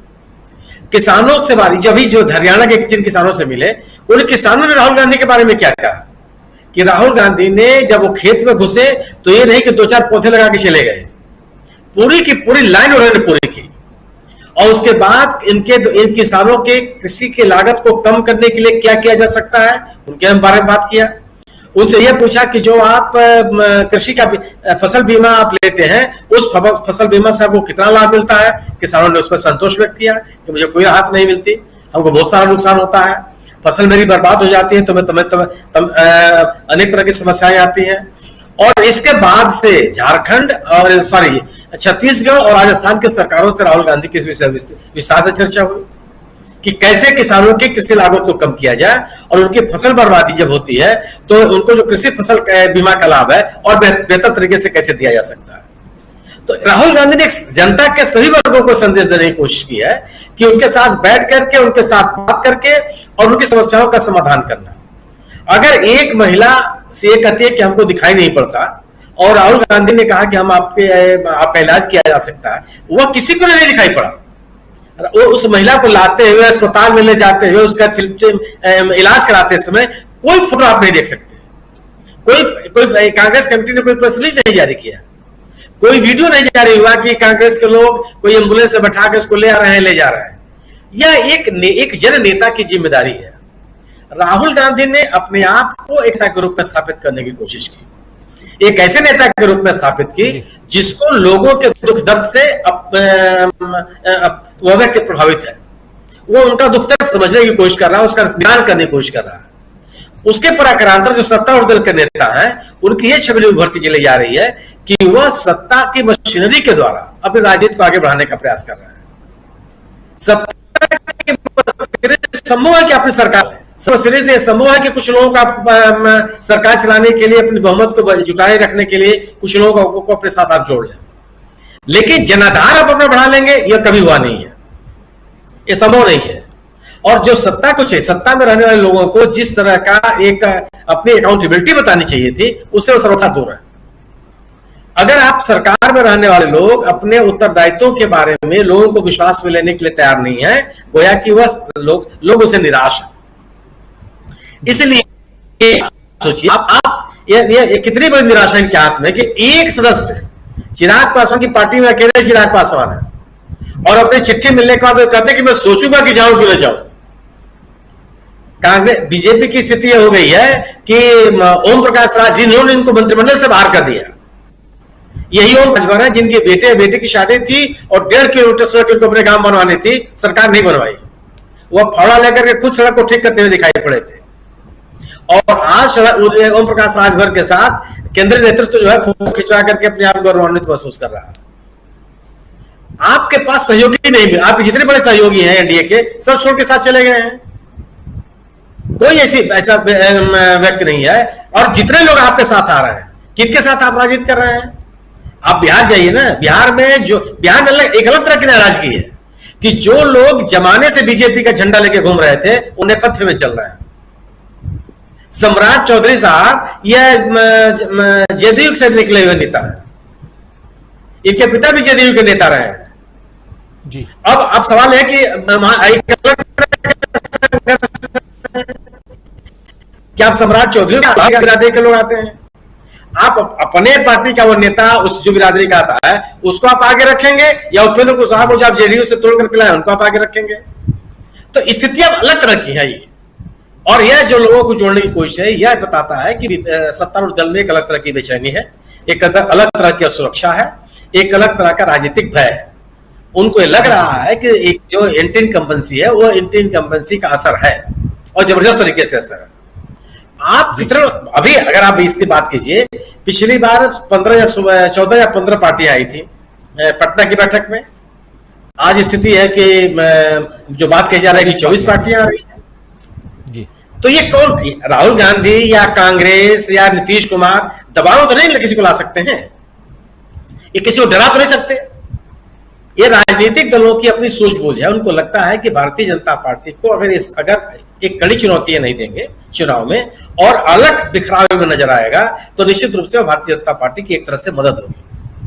और अगर आप भारतीय जनता पार्टी को मदद करते हुए दिखाई पड़ेंगे, तो ये मान के चलिए कि जो बीजेपी का विरोधी मतदाता है उस पार्टी के साथ जाने वाला नहीं है। तो ये मेरा अपना मानना यह है कि जनता के दबाव में राजनीतिक दलों के लिए आवश्यकता है कि वो एकजुट हो, विपक्षी दल, और राहुल गांधी की जो स्वाभाविक स्वीकृति जनता के बीच में बढ़ती चली जा रही है और भारतीय जनता पार्टी के लोगों के बीच में बढ़ती चली जा रही है, और राहुल गांधी ने जो बीजेपी के खिलाफ राजनीतिक माहौल तैयार किया, यह निश्चित रूप से सत्तारूढ़ दल के खिलाफ एक बड़ा एक राजनीतिक कोशिश है और एक बड़ी चोट है ये। जी जी जी बिल्कुल, एक बड़ी चोट दिखाई दे रही है। और यहां से राहुल गांधी की राजनीति की चर्चा हम कई बार करते हैं, लगातार करते हैं, लेकिन रोज कुछ ना कुछ नया राहुल गांधी दे जाते हैं, इसलिए चर्चा में राहुल गांधी बने भी हैं। भारत जोड़ो यात्रा के दौरान आपने देखा और उसके बाद अब लगातार आप देख रहे हैं कि कुछ ना कुछ ऐसा दे जाते हैं कि चर्चा करना लाजमी होता है और हम करते हैं। और दूसरी तरफ प्रधानमंत्री नरेंद्र मोदी चुप्पी साधे हुए नजर आते हैं। अब एक तस्वीर की बात हो रही थी, प्रधानमंत्री जी फ्रांस गए थे, फ्रांस से लौटते वक्त वो यूएई गए, संयुक्त राष्ट्र अमीरात गए और वहां से लौट करके हिंदुस्तान आए। हिंदुस्तान में यहां जब एयरपोर्ट पे आए तो उनको रिसीव करने कोई नहीं गया। इससे पहले जब अमेरिका से लौट के आए थे तो जेपी नड्डा सहित तमाम नेता पहुंचे हुए थे। इस बार क्यों नहीं कोई पहुंचा? क्या इसके पीछे कोई राजनीति है या आने वाले राजनीति का कुछ संकेत है? क्या कुछ है ये आने वाला समय बताएगा। लेकिन अंदर खाने जो कुछ चल रहा है वो आप अगर समझना चाहते हैं तो एक वीडियो में आज ही जानते हैं कि आज वीकली प्रोग्राम मेरा घूमता हुआ आईना होता है, उस प्रोग्राम को जरूर देखिएगा। उसका लिंक हमने ऊपर इसी कार्यक्रम में news of the week share किया हुआ है। आपको समझ में आ जाएगा कि बीजेपी के अंदर खाने कुछ ना कुछ चल रहा है, लेकिन साथ साथ कांग्रेस के अंदर खाने जो कुछ चल रहा है उसमें राहुल गांधी बिल्कुल पारदर्शिता के साथ, ट्रांसपेरेंसी के साथ सामने दिखाई देते हैं और जितना बताना है उतना बताते हैं, जितना जो नहीं बताना है, जो अभी कह रहे थे सुनील शुक्ला जी कि अगर एक महिला की आंख का ऑपरेशन करवाना है, ये लोगों को बता करके इसकी पब्लिसिटी गेन करनी है, तो आप फिर भाजपा की तरफ देखेंगे। लेकिन अगर राहुल गांधी की तरफ देखते हैं तो राहुल गांधी ऐसे मसलों पे पब्लिसिटी गेन करते हुए नहीं दिखाई देते हैं, आम जनता के बीच जाते हुए दिखाई देते हैं। लेकिन क्या आम जनता के बीच जाकर के जो राहुल गांधी ने पिछले लगभग साल भर में, क्योंकि सितंबर महीने में साल भर हो जाएगा और ये जुलाई का महीना आखिर हो चुका है, लगभग आधा बीत चुका है। 7 सितंबर याद कीजिए स्वामी जी, भारत जोड़ो यात्रा की शुरुआत हुई थी, साल भर होने को है भारत जोड़ो यात्रा के। इन साल भर के समय जो बीता है इसमें कहां आप देख रहे हैं अब कांग्रेस को, राहुल गांधी को नहीं, कांग्रेस को कहां देख रहे हैं? और 17-18 तारीख की मीटिंग के बाद आप कहां देखने वाले हैं? क्या कुछ देख रहे हैं इस हिंदुस्तान में, हिंदुस्तान की सियासत में 2024 से पहले की जो रणनीति राजनीति है उसमें? देखिए राजीव जी, एक चीज को बड़े ध्यान से नोट कीजिए। जो सोनीपत की महिला ने राहुल गांधी से कहा, उन्होंने कहा कि हमें खेत में इतना ज्यादा काम होता है कि हम मायके भी नहीं जाने देते और मैं अपनी मम्मी से भी बात नहीं कर पाती। और आप जानते हैं, आपकी जो महिला श्रोता हैं शायद मेरी बात से सहमत होंगी कि महिलाओं को सबसे ज्यादा प्यार अपने मायके से होता है। मायके वो नहीं जा पाती, लेकिन राहुल गांधी के घर, प्रियंका के घर दिल्ली चली गई। इसका मतलब यह है कि राहुल गांधी और प्रियंका गांधी के घर को वो अपना मायका समझती हैं। ये बहुत बड़ी बात है। दूसरी बात, महाराष्ट्र की राजनीति में राजीव जी आप नोट कीजिए, एक बार क्या हुआ कि एक गाय थी और पिता की मृत्यु के बाद दोनों भाइयों के बीच में वो गाय बंटनी थी। तो ये हुआ कि इस गाय को कैसे बांटा जाए, तो ये हुआ कि आगे का हिस्सा जो है वो मूर्ख भाई को दे दिया जाए और जो पीछे का हिस्सा है वो बुद्धिमान भाई ने अपनी तरफ ले लिया। तो घास तो खिलाता था मूर्ख भाई और दूध दूता था बुद्धिमान भाई। यही महाराष्ट्र के अंदर एनसीपी और शिवसेना में हुआ है। अब मुश्किल यह हो गई है, जो आज अजीत पवार को और छगन भुजबल को समझ में आ रहा है कि जनता तो है शरद पवार के साथ और घास खिला रहे हैं वो, यही एकनाथ शिंदे के साथ हुआ है। आप ये देखिए, आदित्य ठाकरे की गांव-गांव में महाराष्ट्र में जो मीटिंग हो रही है, राजीव जी पता चला लीजिए, लाखों की भीड़ हो रही है। तो इसका मतलब यह है कि घास तो खिलाएगी बीजेपी गाय को और जो दूध दुहेंगे वो शरद पवार और उद्धव ठाकरे दुहेंगे और कांग्रेस उसका फायदा उठाएगी। तो वास्तविकता में ये जो पूरी व्यू रचना हुई है, मुझे ऐसा लगता है कि ये जो चाणक्य, जिनको हम कहते थे चाणक्य हैं, ये चक्रव्यूह में इतनी बुरी तरह से उलझ गए हैं, इनको ये समझ में नहीं आ रहा। पता नहीं अर्जुन अभिमन्यु को तो ये पता था, गर्भ में उन्होंने सीखा था कि कैसे चक्रव्यूह में घुसा जाता है, निकला कैसे जाता है। मुझे ऐसा लगता है कि आज जो स्थिति है बिल्कुल उस प्रकार की हो गई है। ये लोग चक्रव्यूह में घुस तो गए हैं महाराष्ट्र की, और वही इन्होंने बिहार में किया है। बिहार में भी इन्होंने जो मुंह का पक्ष है वो तो ले लिया। अब ये जो लोग आए हैं इनके साथ एनडीए में, राजीव जी सोचिए, एक एक दो दो सीट तो सब लेके जाएंगे, तो बीजेपी की सीटें तो कम हो जाएंगी। और दूध दुहेगा कौन? आरजेडी, कांग्रेस और जनता दल यूनाइटेड और सीपीआई-एमएल। तो ये स्थिति बीजेपी ने अपनी कर ली है कि आज के तारीख में इनको केवल घास खिलानी है और दूध दुहना है अपोजिशन को। और बेंगलोर की मीटिंग के बाद आपको स्पष्ट हो जाएगा कि जो स्थिति है वो बिल्कुल 2024 की आज आपको दिखाई देनी शुरू हो गई है। ये स्थिति बिल्कुल मैं आपको बता रहा हूं, ये वही स्थिति होगी जो 1984 में हुई थी। अब आश्चर्यचकित मत होइएगा, लोग जो है जो पूर्वानुमान 2014 और 19 से कंपेयर कर रहे हैं, ये 1977 भी नहीं होगा, ये 1984 होगा। एक तरफा इलेक्शन होगा और गुजरात को छोड़ के शायद ही बीजेपी को 2-4 सीट कहीं मिले। गुजरात में जितनी सीटें मिलेंगी उससे उनके लिए कम से कम ये होगा, मुख्यमंत्री पद के लिए चाणक्य और चाणक्य के गुरु दोनों जाके गुजरात में सेटल हो जाएंगे। स्वामी जी ने भविष्यवाणी कर दी पूरी, क्या कुछ होने जा रहा है 2024। और 2024 की तस्वीर तो सब देखना चाहते हैं, कौन नहीं देखना चाहेगा कि 2024 में क्या होगा। आज अगर उस तस्वीर को सामने रख दिया जाए तो इससे बेहतर और क्या हो सकता है। और सब कुछ सामने, लेकिन इन तस्वीरों को और जो कह रहे हैं स्वामी जी वैसा हो रहा है क्या? अगर विश्लेषण देखा जाए, जो कह रहे हैं स्वामी जी जिस ढंग का विश्लेषण कर रहे हैं उस विश्लेषण के आधार पर हम भी लगातार करते हैं, तो वो दिखता है कि जो कह रहे हैं उसी दिशा में जाता हुआ देश दिखाई दे रहा है। लेकिन बट बहुत है, 2019 में भी हम लोग कुछ ऐसा ही विश्लेषण करते थे, लेकिन उसमें पुलवामा की घटना हो जाती है और उसके बाद क्या कुछ हुआ, तस्वीर बदल गई। क्या कुछ ऐसी तस्वीर अब बदलते हुए हम देख रहे हैं? हालांकि मैं हमेशा यही चाहूंगा, यही मनाऊंगा कि पुलवामा जैसी घटना ये देश न देखे, लेकिन फिर भी क्या तस्वीर बदलते हुए भी हम देख रहे हैं। आना चाहता हूं प्रशांत टंडन जी आपके पास। 18 तारीख को जब एनडीए का कुनबा मिलेगा, जिसमें 30 दल बताया जा रहा है कि 30 दल शामिल हो रहे हैं, जिसमें एक कैंडिडेट वाले दल भी हैं, चिराग पासवान अकेले, जीतन राम मांझी अपन खुद और अपने बेटे के साथ, ऐसे दल भी हैं। इन दलों से बीजेपी को फायदा होता हुआ दिखाई देता है क्या? चाहे बिहार की बात हो, चाहे झारखंड की बात हो, चाहे महाराष्ट्र की बात हो, चाहे दूसरे राज्यों की बात हो। बहुत ज्यादा जगह तो हो सकता है कि पंजाब में फिर से हम देखें कि शिरोमणि अकाली दल बीजेपी के साथ आ जाए। लेकिन क्या आपको दिखता है कि इससे एनडीए को अब फायदा, बीजेपी को फायदा? देखिए, बीजेपी को राजीव जी इसमें सिर्फ इतना फायदा है बने रहिए कि वो जो अलग अलग जातियों की सोशल इंजीनियरिंग करती है, तो ये अलग अलग पार्टियां अलग अलग जाति समूह की पार्टियां हैं जी। और इनका मूल जो इनकी वैचारिक जमीन है वो सामाजिक न्याय की है।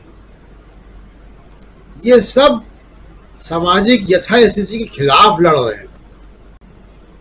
तो बीजेपी इनका नेचुरल एलाई नहीं है। एक वैसी पार्टी, एक ऐसा संस्थान आरएसएस जो मनुवाद की वकालत करता है और जो उसको स्थापित करने में लगा हुआ है लगातार, इसका अध्यक्ष या सक या जो भी कहे, वो लिफाफे के नाम से नियुक्त होता है, लेकिन वो होता चित्तपावन ब्राह्मण ही है। और ये सब लोग, चिराग पासवान, ओपी राजभर, जो भी लोग भी हैं, ये इस व्यवस्था के खिलाफ हैं, उसके भुक्तभोगी लोग हैं हजारों साल से। तो इनका जो संघर्ष है, तो बीजेपी इनकी नेचुरल लाई नहीं हो सकती, नेचुरल पार्टनर नहीं हो सकती।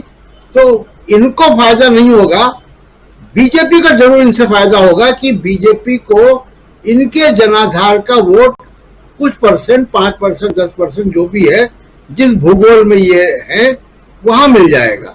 ये फायदा बीजेपी को होगा, होता भी रहा है। इनको कुछ फायदा नहीं होता, इनका फायदा सिर्फ इतना होता कि इनके कुछ लोग एमएलए बन जाएंगे, मंत्री बन जाएंगे। एमएलए तो ऑलरेडी है सब। अब उसमें जैसा अमरिंदर जी ने बताया कि मुख्तार अंसारी का बेटा भी है, इस तरीके की घटनाएं भी होंगी। लेकिन आप देखिएगा राजीव जी कि एनडीए में कोई एक ऐसी पार्टी को जुड़ने बहुत मुश्किल होगी जिसका कोई व्यापक जनाधार हो और व्यापक भौगोलिक क्षेत्र में उसका प्रसार हो। मैं तेलुगु देशम पार्टी की बात कर रहा हूं। तेलुगु देशम पार्टी को दिक्कत आएगी क्योंकि वो जिस तरीके की पॉलिटिक्स बीजेपी कर रही है और वो अगर साथ आएंगे तो उनका जनाधार खिसक जाएगा। तेलंगाना की बीआरएस बड़ा मुस्लिम वोट बैंक उनके पास है, अगर वो एनडीए में आएंगे तो उनका वो जनाधार खिसकेगा। तो इसलिए इस तरीके की पार्टियां ही एनडीए में आएंगी और अभी जो मौजूदा एनडीए है वो उसमें बीजेपी के बाद सबसे बड़ी पार्टी गुवाहाटी के फार्म हाउस में बनी हुई एक नाथ शिंदे की पार्टी है, वही सबसे बड़ी पार्टी है जो चुनाव से जीतकर 12 या 13 जितने भी एमपी उनके पास हैं वो है। तो उसमें बीजेपी ही एक पार्टी है और इसमें अलग अलग पॉकेट्स में उनको जो मदद मिलेगी मिलेगी। लेकिन जैसा स्वामी जी कह रहे हैं तो बहुत ही एक रोजी पिक्चर पेंट कर रहे हैं, लेकिन अगर ऐसा होता भी है और इसका कुछ प्रतिशत भी होता है अगर, तो भी एक जब वेव चलती है, कोई एक नारा चलता है, कोई एक नैरेटिव चलता है, कोई लहर चलती है, तो वो फिर तमाम सारे छोटे बड़े पेड़ पौधे झोपड़ी छप्पड़ को गिराती हुई जाती है। एक बात। दूसरी बात, मैं राहुल गांधी की जो आज की जो तस्वीरें आई हैं, जो उन्होंने डॉक्यूमेंट्री रिलीज की है, तो उसमें 2-3 बातें मैं जोड़ना चाहता हूं। एक तो राजीव जी ये है कि जो आखिरी उसका शॉट है बड़ा अच्छा है और कहा जा सकता है कि 10 जनपद में लेडी संगीत हो गया और 2024 में अच्छी खबर मिलेगी, निजी तौर पे हो या राजनीतिक तौर पे हो। दूसरी, आपने कहा कि देश की तस्वीर, आप सोचिए 10 मिनट इस बुलेटिन के बाद सोशल मीडिया पे बिताइए और आप देखिए कितनी नफरत, कितनी मार काट मची हुई है। गोदी मीडिया भी ऑन कर लीजिए, मैं नहीं देखता हूं, महीनों से नहीं देखता, लेकिन वहां हिंदू मुसलमान चल रहा होगा, कोई वहां सीमा हैदर या कोई और ऐसी खबरें चल रही होंगी। देश की तस्वीर, घुटने तक पानी में धान की रोपाई हो रही है, ट्रैक्टर, टिफिन में खाना, चारपाई में बैठकर, ये तस्वीर, और उसमें कितनी प्यार मोहब्बत, इसमें कहीं कोई मिलावट नहीं है, कोई इसमें मिलावट नहीं है। तो ये जो तस्वीर देश की है ये बहुत खूबसूरत है और देश की तस्वीर ऐसी ही है। हम भी राजीव जी बहुत जगह घूमते फिरते हैं, आप भी सब लोग जाते हैं, अभी हिमाचल से होकर आए हैं डॉक्टर दीपक वाजपेयी, तो देश की तस्वीर ऐसी ही है। अपने गली मोहल्ले में भी हम निकलते हैं तो हमको ऐसी ही तस्वीर मिलती है। ये सोशल मीडिया और गोदी मीडिया की जो तस्वीर है ये ऑर्गेनिक नहीं है, बनाई हुई तस्वीर है। बहुत अच्छी बात डीबी लाइव की एक दर्शक हैं कुसुम कश्यप, उन्होंने कहा कि सोनिया गांधी ने कैसी परवरिश की है, ये दिखाई दे रहा है राहुल गांधी के आचरण में। और जो राहुल गांधी जो कर रहे हैं, जो थोड़े थोड़े समय पर डॉक्यूमेंट्रीज आ रही हैं, हमने तो जिंदगी भर यही काम किया है टीवी चैनलों पे, और मैं देख रहा हूं कि राहुल गांधी ज्यादा अच्छे डॉक्यूमेंट्री प्रोड्यूसर हैं, काफी अच्छे डॉक्यूमेंट्री प्रोड्यूसर हैं, अच्छी डॉक्यूमेंट्रीज उनकी आ रही हैं। ये नई तरीके की राजनीति का दस्तावेज है। ये तस्वीरें आ रही हैं, ये डॉक्यूमेंट्रीज आ रही हैं, कभी वो मोटरसाइकिल के मैकेनिक से मिल रहे हैं, कभी कोचिंग के बच्चों से मिल रहे हैं, कभी वो गीग वर्कर से मिल रहे हैं, जोमेटो स्विगी के वर्कर से मिल रहे हैं, डिलीवरी बॉयज और डिलीवरी गर्ल से। ये जो तस्वीर आ रही है ये नई तरीके की राजनीति का दस्तावेज है, जहां रैलियां नहीं है, ऊंचे ऊंचे मंच नहीं है, हेलीकॉप्टर नहीं है, ब्लैक कैट कमांडो नहीं है, बुलेट प्रूफ गाड़ियां नहीं है। पिछले 20-25 सालों की राजनीति में यही तस्वीरें हमको राजनीति के नाम पे मिलती थी। ये लोकतंत्र को काफी एक नई ऊर्जा, एक नया जिसको कहें कि ब्लड ट्रांसफ्यूजन, नया खून मिलेगा। और भी नेता अगर इस तरीके से जाते हैं, घुलते मिलते हैं लोगों से।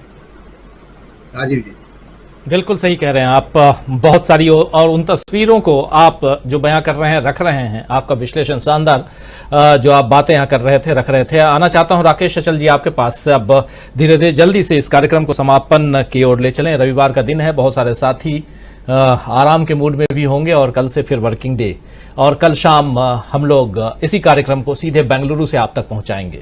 बेंगलुरु में दिन भर क्या हुआ, कल शाम को बेंगलुरु से ही हम पहुंचाएंगे और परसों भी वहीं से पहुंचाएंगे। तो 2 दिन हम बेंगलुरु में, और वहां से आपको विपक्षी एकता में क्या कुछ चल रहा है वो, और दिल्ली में हमारे तमाम साथी जो यहाँ हैं वो दिल्ली में क्या कुछ चल रहा है एनडीए के कुनबे में, वो भी आप तक पहुंचाने की कोशिश करेंगे। राकेश अचल जी, आपसे समझना चाहता हूं कि कैसे इस तस्वीर को अब आगे देखते हैं। बहुत एक रूपरेखा सामने दिखाई दे रही है, 2024 की तस्वीर दिखाई दे रही है। उन तस्वीरों में बहुत ऐसी तस्वीरें हैं जो अभी धुंधली हैं, जरा उनसे पर्दा हटाने की कोशिश करें। राजीव जी, अभी टंडन जी ने बिल्कुल बहुत अच्छी बात कही कि देखिए, भारतीय राजनीति में ऐसी सुखद तस्वीरें एक लंबे अरसे के बाद देखने को मिल रही है। भारत की राजनीति पिछले 10-15 साल में इतनी महंगी, इतनी गंदी हो गई है कि वो आम आदमी की पकड़ से बहुत दूर चली गई है। हम जैसे, आप जैसे लोग अगर प्रधानमंत्री या प्रधानमंत्री पद के लोगों से पहले अगर मिलना चाहते तो शायद नहीं मिल पाते। आज ये लोग खेतों में हमें उपलब्ध हैं। दूसरे लोग ऐसे हैं कि जो आते हैं उनको हाथ मिलाने में डर लगता है, उनके आगे पीछे जैसे कमांडोज की बात कही, ये दौड़ते हैं। और मैं इसमें एक 2-3 तस्वीरें मैंने दीपक जी को भेजी थी। भारतीय जनता पार्टी में जो तस्वीर बन रही है वो ये हो रही है कि आप महलों में जाके खाना खा रहे हैं। भारतीय जनता पार्टी के नेता महलों में जाके खाना खा रहे हैं, और कांग्रेस के जो नेता हैं, शीर्ष नेता हैं, वो अब जनता के बीच खेतों खलिहानों में पहुंच रहे हैं। तो ये देश खेतों और खलिहानों का देश है, वहां पहुंचने की जरूरत है, न कि महलों में पहुंचने की जरूरत है। और आप देखें, एनडीए के में जो शामिल होने वाले लोग हैं वो समझ लें कि हमारे मध्य प्रदेश में अभी 3 साल पहले जो लोग कांग्रेस छोड़कर भारतीय जनता पार्टी में आए थे, उनके साथ भारतीय जनता पार्टी क्या कर रही है।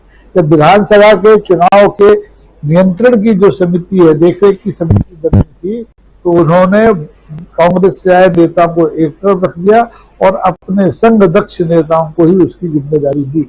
यानी अब ये जो इक्का दुक्का सीटों वाले, लोकसभा सीटों वाले जो दल एनडीए में शामिल हो रहे हैं, इन्हें समझ लेना चाहिए कि कोई हैसियत एनडीए में बनने वाली नहीं है। अगर इन्हें देश की राजनीति में अपना वजूद बनाना है तो इन्हें विपक्ष के साथ खड़ा होना चाहिए। अगर ये चूक करते हैं तो आप यही पछताएंगे, जनता को पछताना नहीं पड़ेगा।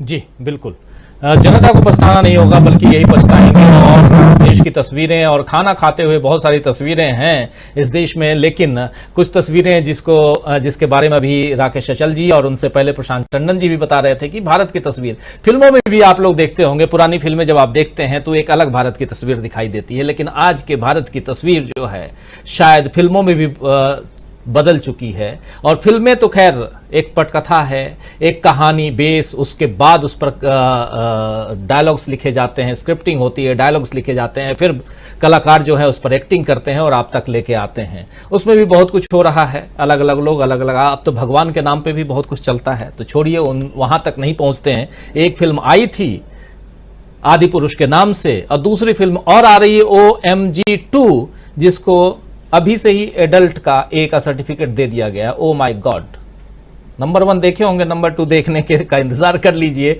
और उसमें देश के सबसे बड़े पत्रकार ने हिस्सा लिया है, यानी सबसे बड़े पत्रकार आप समझ सकते होंगे, अक्षय कुमार जी, आम चूस के खाते हैं या काट के खाते हैं वाले पत्रकार, उन्होंने ही उसमें भूमिका निभाई है। लेकिन धर्म का सत्यानाश है, छोड़िए, उससे जरा इधर निकलते हैं क्योंकि। लेकिन कुछ तस्वीरें आप दिखाना चाहते थे राकेश अचल जी, उन तस्वीरों को पहुंचाना चाहता हूं। आपके सहयोग से ये तस्वीरें हैं, ये देखिए, एक तस्वीर है ये खाना खाते हुए, बड़े बड़े लोग हैं, राष्ट्रपति महोदया भी हैं, और पहली तस्वीर में, दूसरी तस्वीर को भी देखिए, इसमें ज्योतिरादित्य सिंधिया साहब हैं और राष्ट्रपति महोदया हैं। वो तस्वीर जो है, ये तस्वीर भी एक है, सिंधिया साहब ही हैं, अपने ही राजमहल में। पहली तस्वीर भी राजमहल वाली ही थी। तो कुछ ऐसे तस्वीरें भी हैं, और कुछ तस्वीर जो है वो राहुल गांधी की है, जो खाट पे बैठ करके, खटिया पे बैठ करके खाना खा रहे हैं। ये भारत है। क्लोजिंग कमेंट के लिए आना चाहता हूं सुनील शुक्ला जी, अगर जुड़े हुए हैं हमारे साथ। सुनील जी, आपसे क्लोजिंग कमेंट जरूर चाहता हूं। इन तस्वीरों के बीच देश की सियासत किस दिशा में देखें हम? खटिया वाली सियासत देखें या राजमहल वाली सियासत देखें? नेटवर्क बहुत डाउन है। खैर, दीपक पासपोर्ट जी, आप तो खटिया पे बैठ के भी आ रहे हैं, अभी राजमहल में भी गए थे क्या? देखिए, सुनील जी भी आ गए। जी सुनील जी पहले।